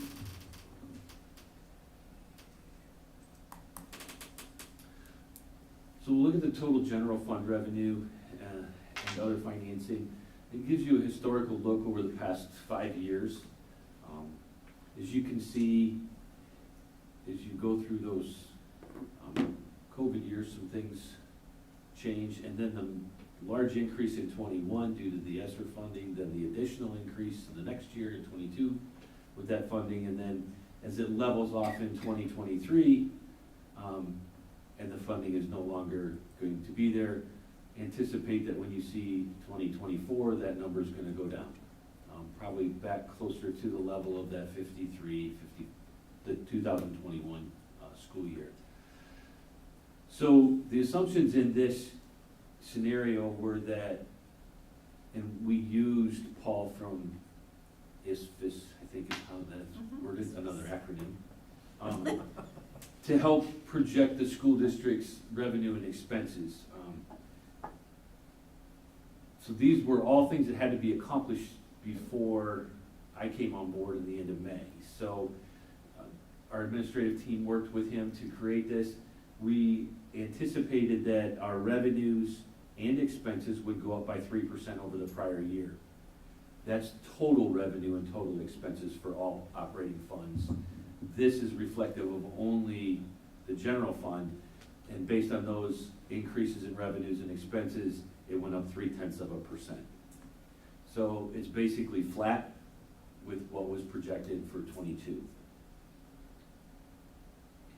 Next, please. You'll see the same things reflected on the expenditure side. The increases in expenses in 22, and then the increases for 23 is 0.2%. The revenues were projected to be 0.3%, expenses 0.2%, basically holding the budget constant with the prior year.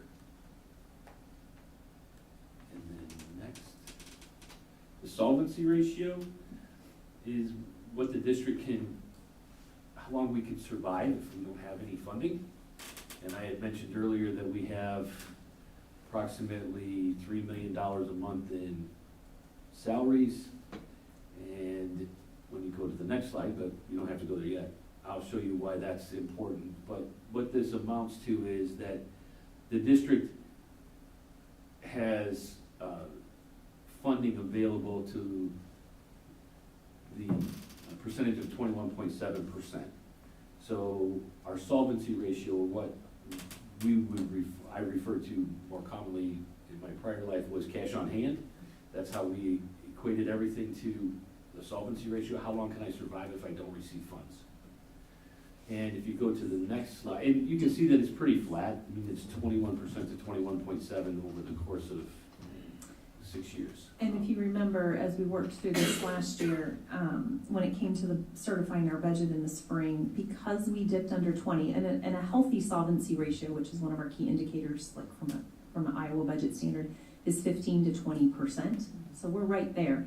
But when you come under 20%, you are able to kind of access your cash reserve levy if you want to. So.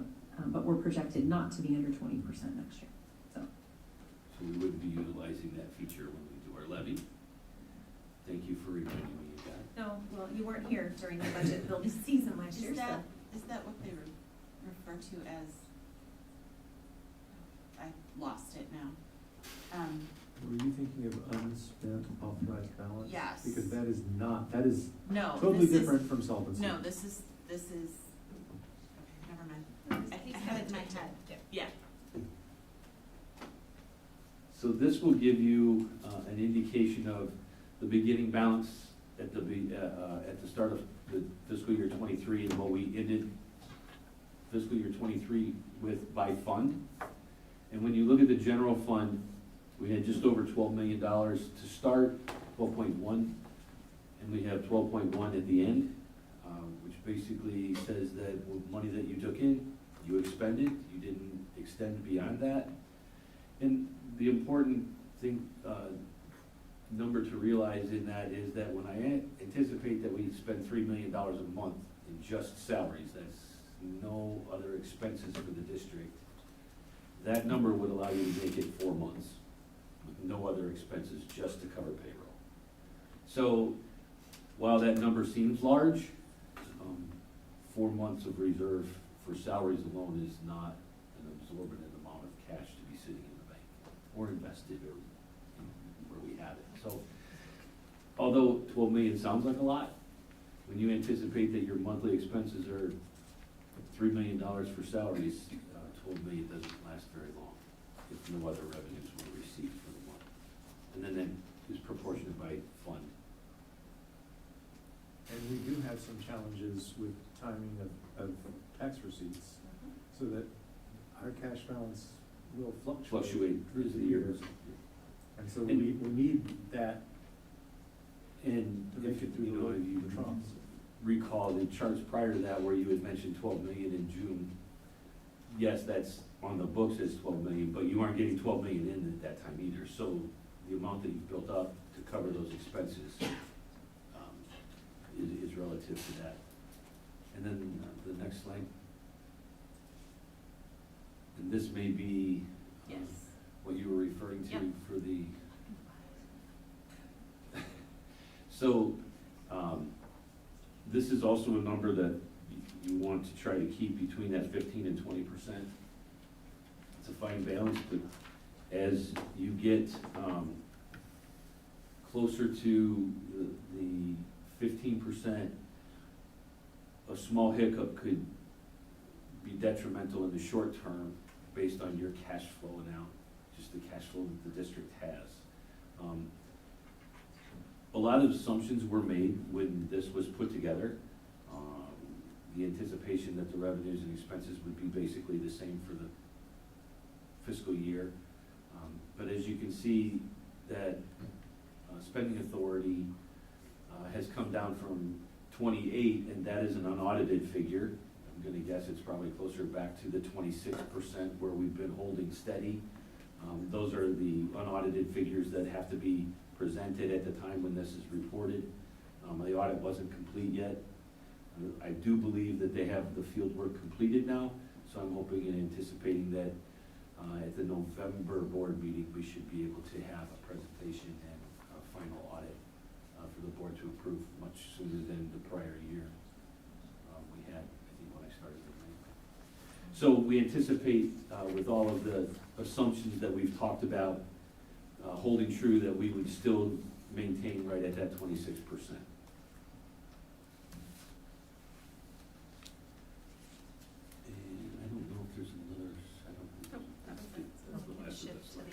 Does anybody have any questions about, Paul, do you have any questions about this one? Yeah, I have one on the solvency ratio one. Maybe it's an unanswerable question, but is there a percentage or a dollar amount between like what solvency ratio at 21%, 21.7 down to 20? Is there a dollar value that we can put to that, or no? I don't know, but I can definitely look into that to see what it would be because of the factors that go into that. Let's see. It's a measure of it's your assigned and unassigned fund balances divided by the revenues less the AEA flow through. So the one that went to me would be the hardest number to determine would be the AEA flow through at this point, but we can probably come pretty close based on what the district's budget is for the year for expenses and what the cash balance is. I could give you a much more clear picture of what I believe is days cash on hand. You can take that and divide that into 365 days until you get a rough idea of what a ratio would be, excluding the AEA flow through. Is there a way we can quantify what that difference in dollars would be? No. So Bob, thank you, and don't lose any sleep over it. But if you could get something, that would be fine. Certainly, we'll look at that. I'm just guessing back of the napkin. If our budget is about 57 million, multiply that by 21.7, multiply that by 19.5, and that'll give you your percentage ballpark numbers, and do the subtraction to get the difference. You aren't asking me to do that in the head right now, are you? 2% of 56 million is what I'm ballpark guessing it would be. Does that sound right? Debt to assets, I mean, is there? Yeah, there's. We'll do some, go ahead, sorry, David. I did a back of napkin, just 1.7% difference on the $56 million, and it's roughly $935,000. So about, let's call it $1 million. But on a solvency ratio back on slide 4, I caution the district, I'm always, or go back, I guess it's Slide five. five. Five, I Five, think. thank you. There you go. I'm always a believer of 8% per month. You know, if you take your budget, divide by 12 months, 8% per month, so that's 2.5 months worth of reserves. And again, going back to the August financials, when you only get about $500,000 in there, in your general fund, until you get your property tax dollars sent by the county in October, you gotta stretch that solvency for closer to 3 months, just to be comfortable. And so again, I just wanna caution the district, and I know different agencies, different organizations say 15 to 20%. In a school district set format, I argue 20 to 25%, just based upon the ins and outs of how the cash flows in and out of the district. That's my personal argument as in some of the other realms I live in. So there's that. I do have a follow-up question. ESSER funds were referenced earlier as coming off.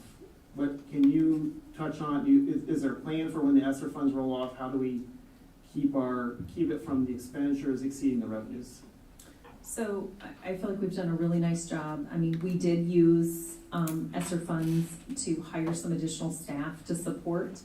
Over the last year to 2 years, we've reflected as we go through the hiring process. And so through attrition, especially at the end of last year, we chose not to rehire certain positions funded by ESSER because we knew long-term we would not be able from a budget standpoint to have those positions. And so we've also been able to, through other grants that we've secured, shift some of that. We'll be shifting some of that funding to the grant funding, right? Like looking at other ways to split fund or co-fund positions.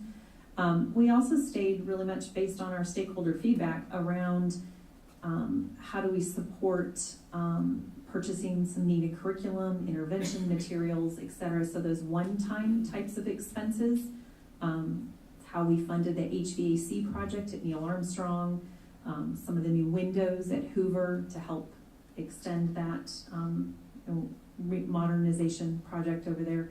So really trying not to get us so heavily committed to ongoing costs around ESSER funds. So I feel like we're gonna be in a relatively good place when we come. We've got a couple tough decisions we're gonna have to make in regards to staffing. I want to talk about it because I need to talk with our building administrators and we need to work through it as a team. But because we know the support is vital, but we also have to look at our budget and what does that look like, right? Compared to what our enrollment is. So I hopefully answered your question, but no, it's something we monitor sometimes on a weekly basis. And I know my team is like, can we stop talking about this now? But we want to make sure that people understand, but we've really tried hard, if it's staffing, to manage through attrition. So we don't have to let people go. And your comment for the 25% is exactly what my previous state required. It was 90 days cash on hand. It's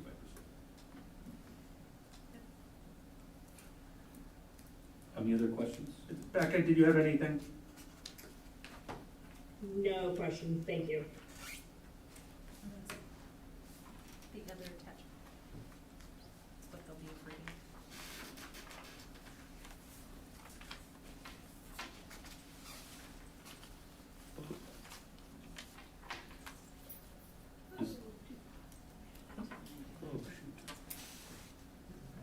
So this is the special education expenditure and revenue report. The one area that I'd like to point out that's been extremely beneficial to the district is the Medicaid reimbursement, line 3. In 2021, the district received $396,000. And then in 21-22, it received $793, and this past year we received 1.25. So our staff is doing an amazing job reporting that. The people that have to report all of their maintenance of efforts and their timesheets, and it's not gone unnoticed. When you basically quadruple the amount of money you received in 3 years for Medicaid to help offset those special education expenses is a phenomenal job, district-wide. not just in our department for reporting it, but everyone that has to follow the rules and regulations to make sure that it's recorded and reported accurately. I think that's the most powerful number that's on that report. And I just want to jump in, Bob, and echo the sentiment. Courtney Broderick leads this work in our district office. She is just, takes every opportunity to collaborate with colleagues around the state and like physicians. She's funded through this program because she spends the bulk, well, she's split funded, but 75% I think is funded out of here. And then Teresa Miguel supports her in this, but all of our special education teachers, our nurses, our para-educators. Karen, who am I missing? Teachers, paras, nurses, who else is billing? Our counselors are doing some billing to Medicaid. Just all of that staff out there, because this is not, can be tedious paperwork, but the efforts, I mean, we went from 300,000, a little over 300,000 just a couple years ago to $1.25 million. Literally increased it by $1 million reimbursement. Yeah. So it is a true testament to the team's attention, focus, and just dedication to making sure that all of this gets taken care of. And there's so much paperwork involved. There is a lot of paperwork for that. And why that's imperative is, as you go to the bottom of that document that shows the expenditures for the year, they continue to rise. So I realized that last year was right at $600,000 deficit, this year $725,000. In anticipating that if we did not make all of those corrections and additions to the Medicaid reimbursement, that number would be a lot greater than that. We increased by $450,000 in revenue this past school year, so add 450 to that, you're almost at 1.2 million. So the work that Courtney and the staff are doing is phenomenal to maintain and keep that number. While it's not where we would like it, it's high. The potential for what that could have been is much, much greater. And some of the things that you have to take into consideration on why that number has grown: additional students, additional needs, out-of-district placement. The needs of students for these services is growing greater and greater, and the cost of that is escalating at a much greater rate than any type of reimbursement that we could receive. So to maintain that level at $725,000 is a lot. I understand that, but we're doing everything we can to try to control that number a little bit more. But there are requirements that we have, both state and federal, that we have to maintain certain services. And this brings us right back to the question of solvency from a few minutes ago, because at 725, we were legally required to spend it. Correct. And I think I could say we were morally obligated to spend it as well. Mm-hmm. Correct. And that we have additional cash non-budgeted to cover these expenses beyond, I mean, the very top line, the 1.72, 2.21, and 3.74, those are the state-determined reimbursement, or not reimbursement, but funding weights. And it's clear that costs for services level 1, 2, and 3 exceed those weights, and have exceeded those, I think, in most districts in the state for years, if not decades. Yeah. But we're morally obligated to spend it, and that our deficit is only 725, is frankly a sign of hard work well done, and B, will be recouped in terms of additional authority in our next agenda item. Correct. Correct.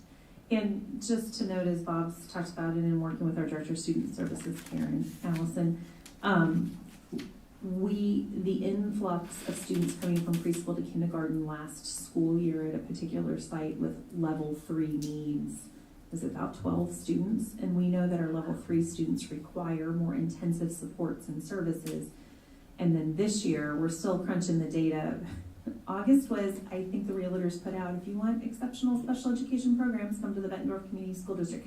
Karen enrolled so many new families with IEPs, and they enrolled, so we can't, it's not open enrolled. They moved here, right? And so we've just seen our numbers in special education start to increase.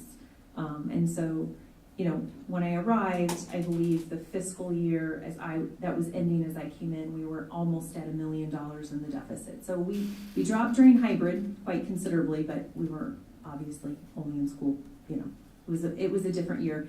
It's crept up a little bit, but given that as we've looked at level 1 versus level 2 versus level 3, the needs of our students have increased as well. And so, you know, we're going to continue to look at that data, but when we look at our other districts and how everybody is spending to this amount, if not more, And the way it to plays serve out our in the back students. end is that we spent that $725 in the prior fiscal year, Mhm. even though the state did not sort of provide for us to have that funding. Correct, because you're a And year in since the arrears. state did not provide for that funding, our property tax owners will make it back up in next year's levy. Mhm. That will be entirely refunded through Mhm. 100% property tax rather than through state aid. But your statement, you said that it will be recouped, it's not recouped. We'll get the additional authority. You get authority, you don't get the money. And we can't. That just but means you can it spend does more. get built into our levy formula in next No, year. I understand that, but I'm saying, it's not recouped, the money's not recouped. You can spend more. The authority to spend is given back in the action we're gonna take. The authority to spend, they're just telling you can spend more, but the money's never recouped, they're just telling you can spend more. And in next year's budget process, that will get built into our levy rate. No, I understand, but you're not recouping that cash Not now, next year. from additional tax. Right. Okay. I think recoup is, I think you guys are just having disagreement with recoup. But Yeah, Make an increasing your additional authority is not. Director Pevich is right. What we get right now is the authority given to spend $700. You can spend more, they're saying you can spend more money. Because we have the need. The cash we spent will get recouped down the road in additional levy, and that will happen really invisible to us in the budget. But not to the taxpayer. You know. It'll increase the levy by a few cents, right? And if the state fixed its formula, it would be distributed more equitably, perhaps.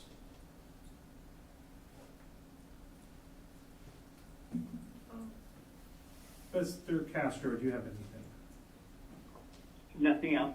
All right. Rebecca Eastman, do you have anything? No questions, thank you. Is anybody else, anything else from the table? Okay, you're done? I'm done. All right. I think we would, roll call? Director Lynch. Yes. Director Pevich. Yeah. Director Smithson. Yes. Director Castro. Yes. Director Champion. Yes. Director Dorter. Yes. Director Eastman. Yes. Motion carried 7-0. All right. Can I have a motion for 5.06, interfund borrowing resolution? I approve the modified allowable growth request of $725,875.08 for the fiscal year 23 special education deficit. Can I have a second? Second? Dr. Pevich on the second? No, he got it right before you did, so you gotta be a little quicker next time. Go ahead, sir. This is what we just spoke of. Yeah, I know, so it should be a short conversation. So are there any other questions? Dr. Pevich and Richard precluded this for us. Is there, Paul, do you have any questions about this? No question. Becca Eastman, No questions. anything from the table? Nope. All right, I'll take a roll call, please. Director Pevich. Yeah. Director Smithson. Yes. Director Castro. Yes. Director Champion. Yes. Director Dorter. Yes. Director Eastman. Yes. Director Lynch. Yes. Motion carried 7-0. What are we on? 5.06.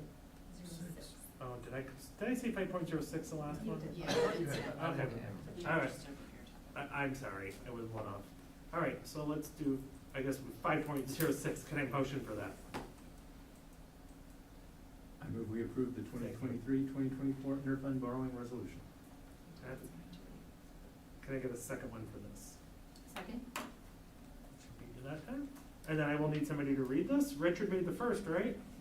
Which means I'm off the hook for the reading, right? I can read it if you guys want. Go ahead, Linda. All right. Whereas the Bettendorf Community School District in the county of Scott, state of Iowa, the district, anticipates the potential temporary shortage of funds from time to time in various funds during the 2023-2024 fiscal year, and in lieu of borrowing money from banks and other financial institutions to make up such fund shortfalls, desires to provide the interfund loans from other funds from time to time. Now, therefore,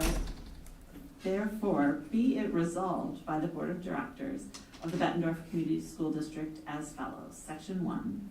The treasurer of the district is hereby authorized to borrow from time to time up to $3 million from, there's a typo, sorry, from the district funds listed below for the purposes of making up temporary deficiencies and or shortfalls in any district fund for the purpose of paying the operating costs and other authorized expenditures of the district, general fund, management fund, regular physical plant and equipment levy fund, voter approved physical plant and equipment levy fund, secure and advanced division for education or SAVE fund.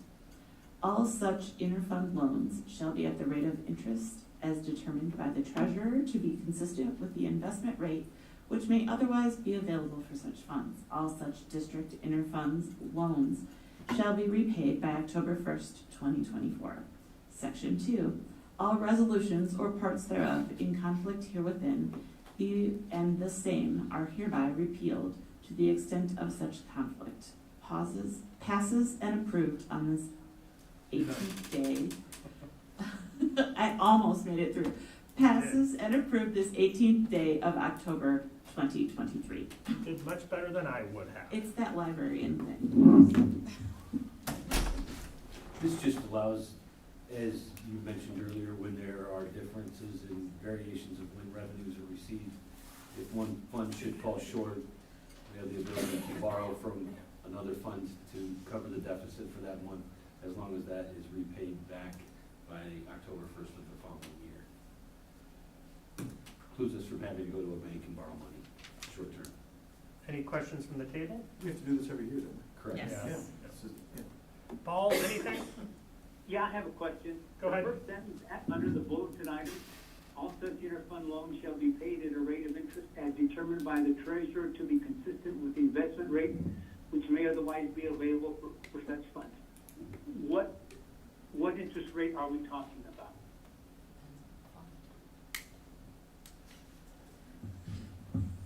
In this case, it would be a application of like your money market rate, the 2% or the sweep account that we gain on the money that we have on hand.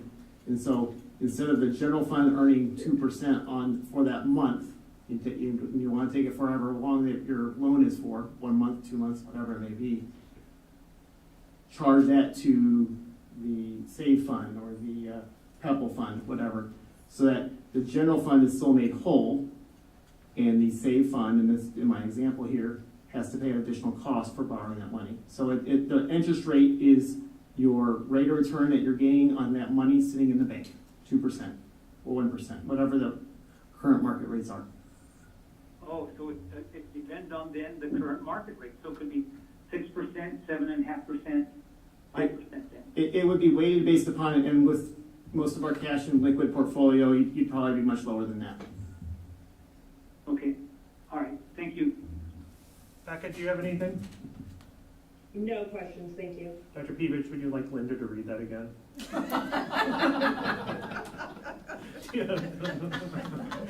We got a roll call. Well, please. hey, I read it once and I'll get it perfect the second time. Director Smithson. Yes. Director Castro. Yes. Director Champion. Yes. Director Dorder. Yes. Director Eastman. Yes. Director Lynch. Yes. Director Peevich. Yes. Motion carried 7-0. Well, I think you're done for now. Thank you. Thank you, sir. Jamie, did you keep track of the Yes, time? I did. That would be coming Kurt, back you wanna up. start to make your way up Divided by here? 5 topics, because there were 5 things I talked about. I covered a lot of data in mine, just so. I would love to have a motion for 5.07. I move we approve Reagan Mechanical's bid of $477,500 for the Bettendorf Middle School chiller replacement. Second? We'll have discussion, and we certainly don't want the middle school to get warm and muggy. I can't imagine what it would be like in there, so. Not for that group, no. No. Oh, no. I think it's very important. As the mechanical engineer on the project said to me today, actually when I was meeting with him on something else, we're getting pretty lucky on our end because their estimate for this was about $625. So for our bid that we accepted to be $477,500, we're doing pretty well. That is higher than the budget amount. So I met with them about a year ago to set that $400,000 mark. So you can see the kind of the price swings that happen in the market now. So from last fall to actual, right before we went out to bid, they thought there was going to be a $200,000 price increase. So we were lucky that we stemmed most of that tide. So we'll keep that $400,000 budget for this year, and then in next year's PEPA budget, we'll build in what that overage is, because these funds are going to be expended in next year's budget anyways. So the money will just sit there for the time being. So Earning interest and available to be borrowed by the general fund. Yeah, correct. Paul, do you have any questions? No questions. Becca, any questions? No questions. Fellow table mates, any questions? All right, sounds like we can have a roll call. Director Castro. Yes. Director Champion. Yes. Director Dorder. Yes. Director Eastman. Yes. Director Lynch. Yes. Director Peevich. Yes. Director Smithson. Yes. Motion carried 7-0. All right, 5.08, approve schematic design for Thomas Edison Academy relocation is presented. So it sounds like that's a action item, so I will need a motion for that. Want to get in on this action? Sure, I move we approve the schematic design for Thomas Edison Academy relocation as presented. And we will need a second. Second. Linda's gonna have the second. Kurt, fire away. Yes. Don't you start? Or unless Michelle is gonna start. I'll start real quick. So we've been, after direction from you all, working, to come up with this draft schematic. We've met a couple times, Kurt's done a wonderful job leading this. We had the opportunity to meet with the Edison team this afternoon to share this draft with them after there's been several times of gaining input from them over the course of this project.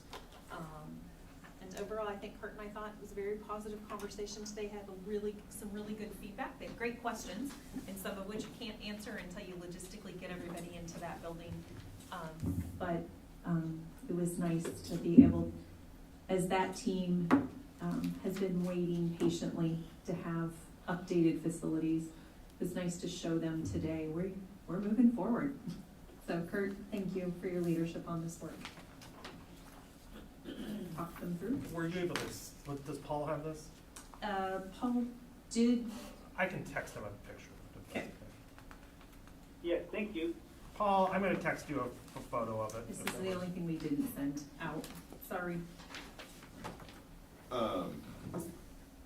Okay, where to begin? So, we're not gonna bother with what the existing building looks like. Do I need to take my phone over here? Am I good enough to just talk and go?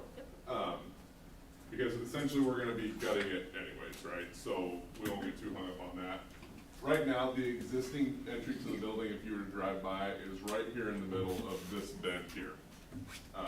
The initial architect designs kept that there, and we felt like they struggled with the layout of this, and so I recommended, what if you push that to one side? What does that do for you?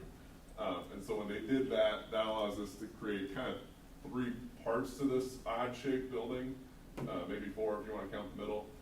So we've got the administrative offices up on the northern end. So this end would be closest to Bettendorf High School if you're trying to orient yourself. Maple Crest Road would run right just up on the screen there. So you have reception, we'll have the secure entry vestibule, principal, and then counselor would be nearby, but separate entrance off that.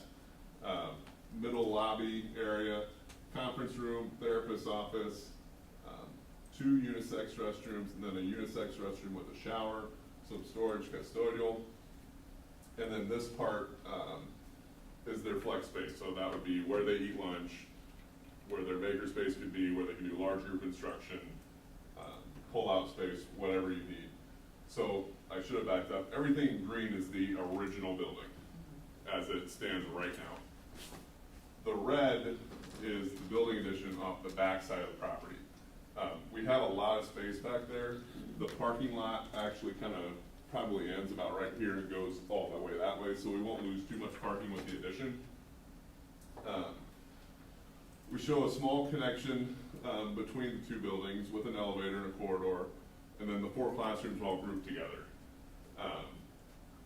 We had looked at different options of putting the classrooms in here and trying to minimize this addition. But Dr. Morris, and she was 100% right on this, felt educationally it was the right move to just try to cluster those classrooms together so that they can collaborate a little better, a little more safe overall. And so we went with that option, which pulled the classrooms into the addition and kept them together. The building has a small basement, again, green being existing. Right now what's down there is kind of an employee lounge, 2 large bathrooms, and then storage and mechanical space. So we've more or less kept that the same. Oh. He touched it and it went away. Yeah, I touched it. That was my fault, Sorry. for sure. Oh my gosh, I'm sorry. You're fine. Just 1 minute it's there, the next minute it's not. There you go. Okay. So really all we're showing in the basement is that, so we basically dig out a hole, put an elevator in the hole, and then everything else is up on an upper level. So all teachers would now Have windows. And walls. And walls. Walls, wow. Those are things you look for in I don't buildings. know, we might be moving a little too fast. The other piece, as we worked through this, because of the proximity to the high school, which gives a lot of assets to this site, is that flex space.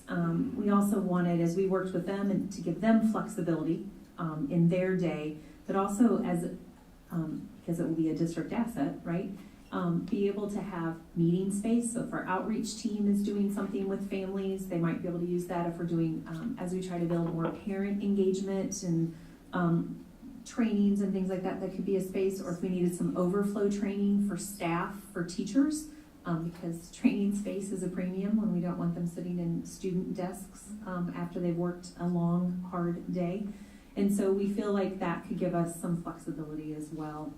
Obviously, the Edison students get it during their educational day, but outside of that time, looking for how do we maximize this resource that's literally on the other side of Maple Crest. I appreciate that you put a restroom with a shower so that if those Edison students, right, are coming over for PE or whatever, they have the ability to go back there and change and all of that. I think that was a really smart move. And I think that that'll be appreciated by those students a lot. Now, this decision does, and I think we've already made the Richard, can you decision. use your microphone? Thank you. Sorry, Paul, I have to roll all the way around to not look at the screen to talk on the microphone. But I'll do it because you asked. What this locks in, we weren't thinking about changing, but just making it explicit. Edison is going to stay the same size. There's not room for growth. We are currently serving a little over 50 students. I'm getting confirmation. We have capacity to serve in the low 70s. So we can take on some more, but beyond 70, it would get a little tight. You might be able to go up to 75, but not much beyond that. But at the same sense, it would lose the integrity of that program too if we got too big. Right. So there's a balance. But we're comfortable with that when we think about long-term. We're confident.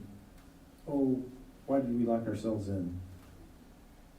I just want to make that explicit because I think this looks like a very good design.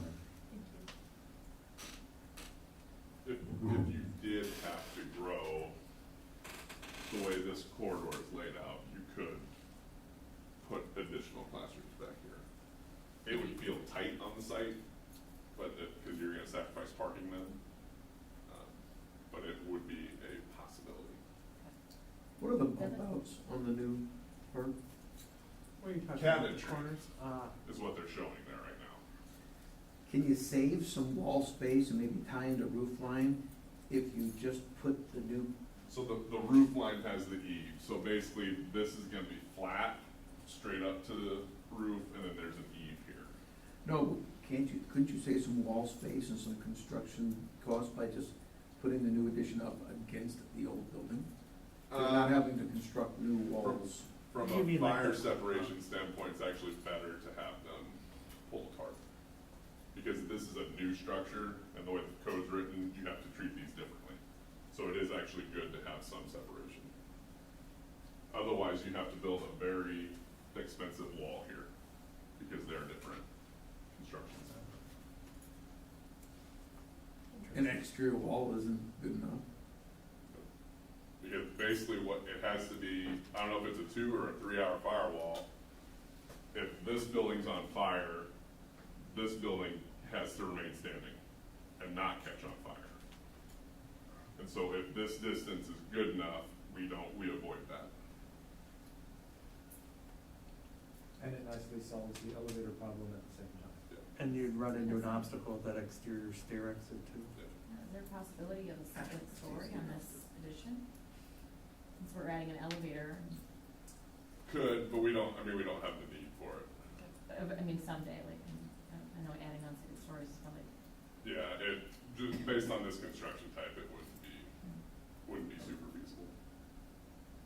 But we do, if we absolutely had to expand, sorry, if we absolutely had to expand, right, we could, Correct. okay. Yes. Paul, did you have anything? No questions. Becky Eastman, do you have anything? No, I'm excited about the windows and walls. Anything else from the table? I'll take that as a no, so I think we can have roll call. Director Tamian. Absolutely yes. Director Dorder. Absolutely, yes. Director Eastman. Absolutely, yes. Director Lick. Absolutely, yes. Director Fevich. Yes. Director Switzer. Well, I'm going with the absolutely yes. Director Castro. Beyond the shadow of a doubt, yes.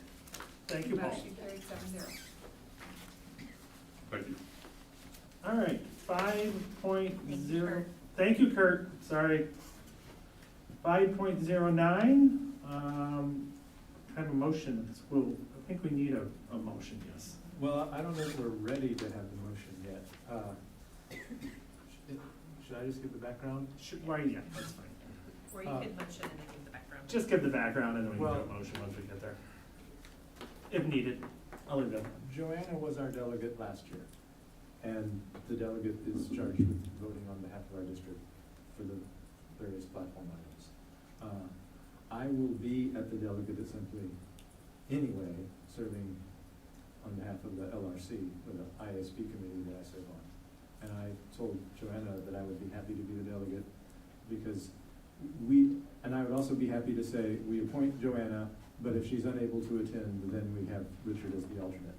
And I think it's fine either way, I don't care. If you don't want to do it, just make me. If you do want to do it, make me the alternate.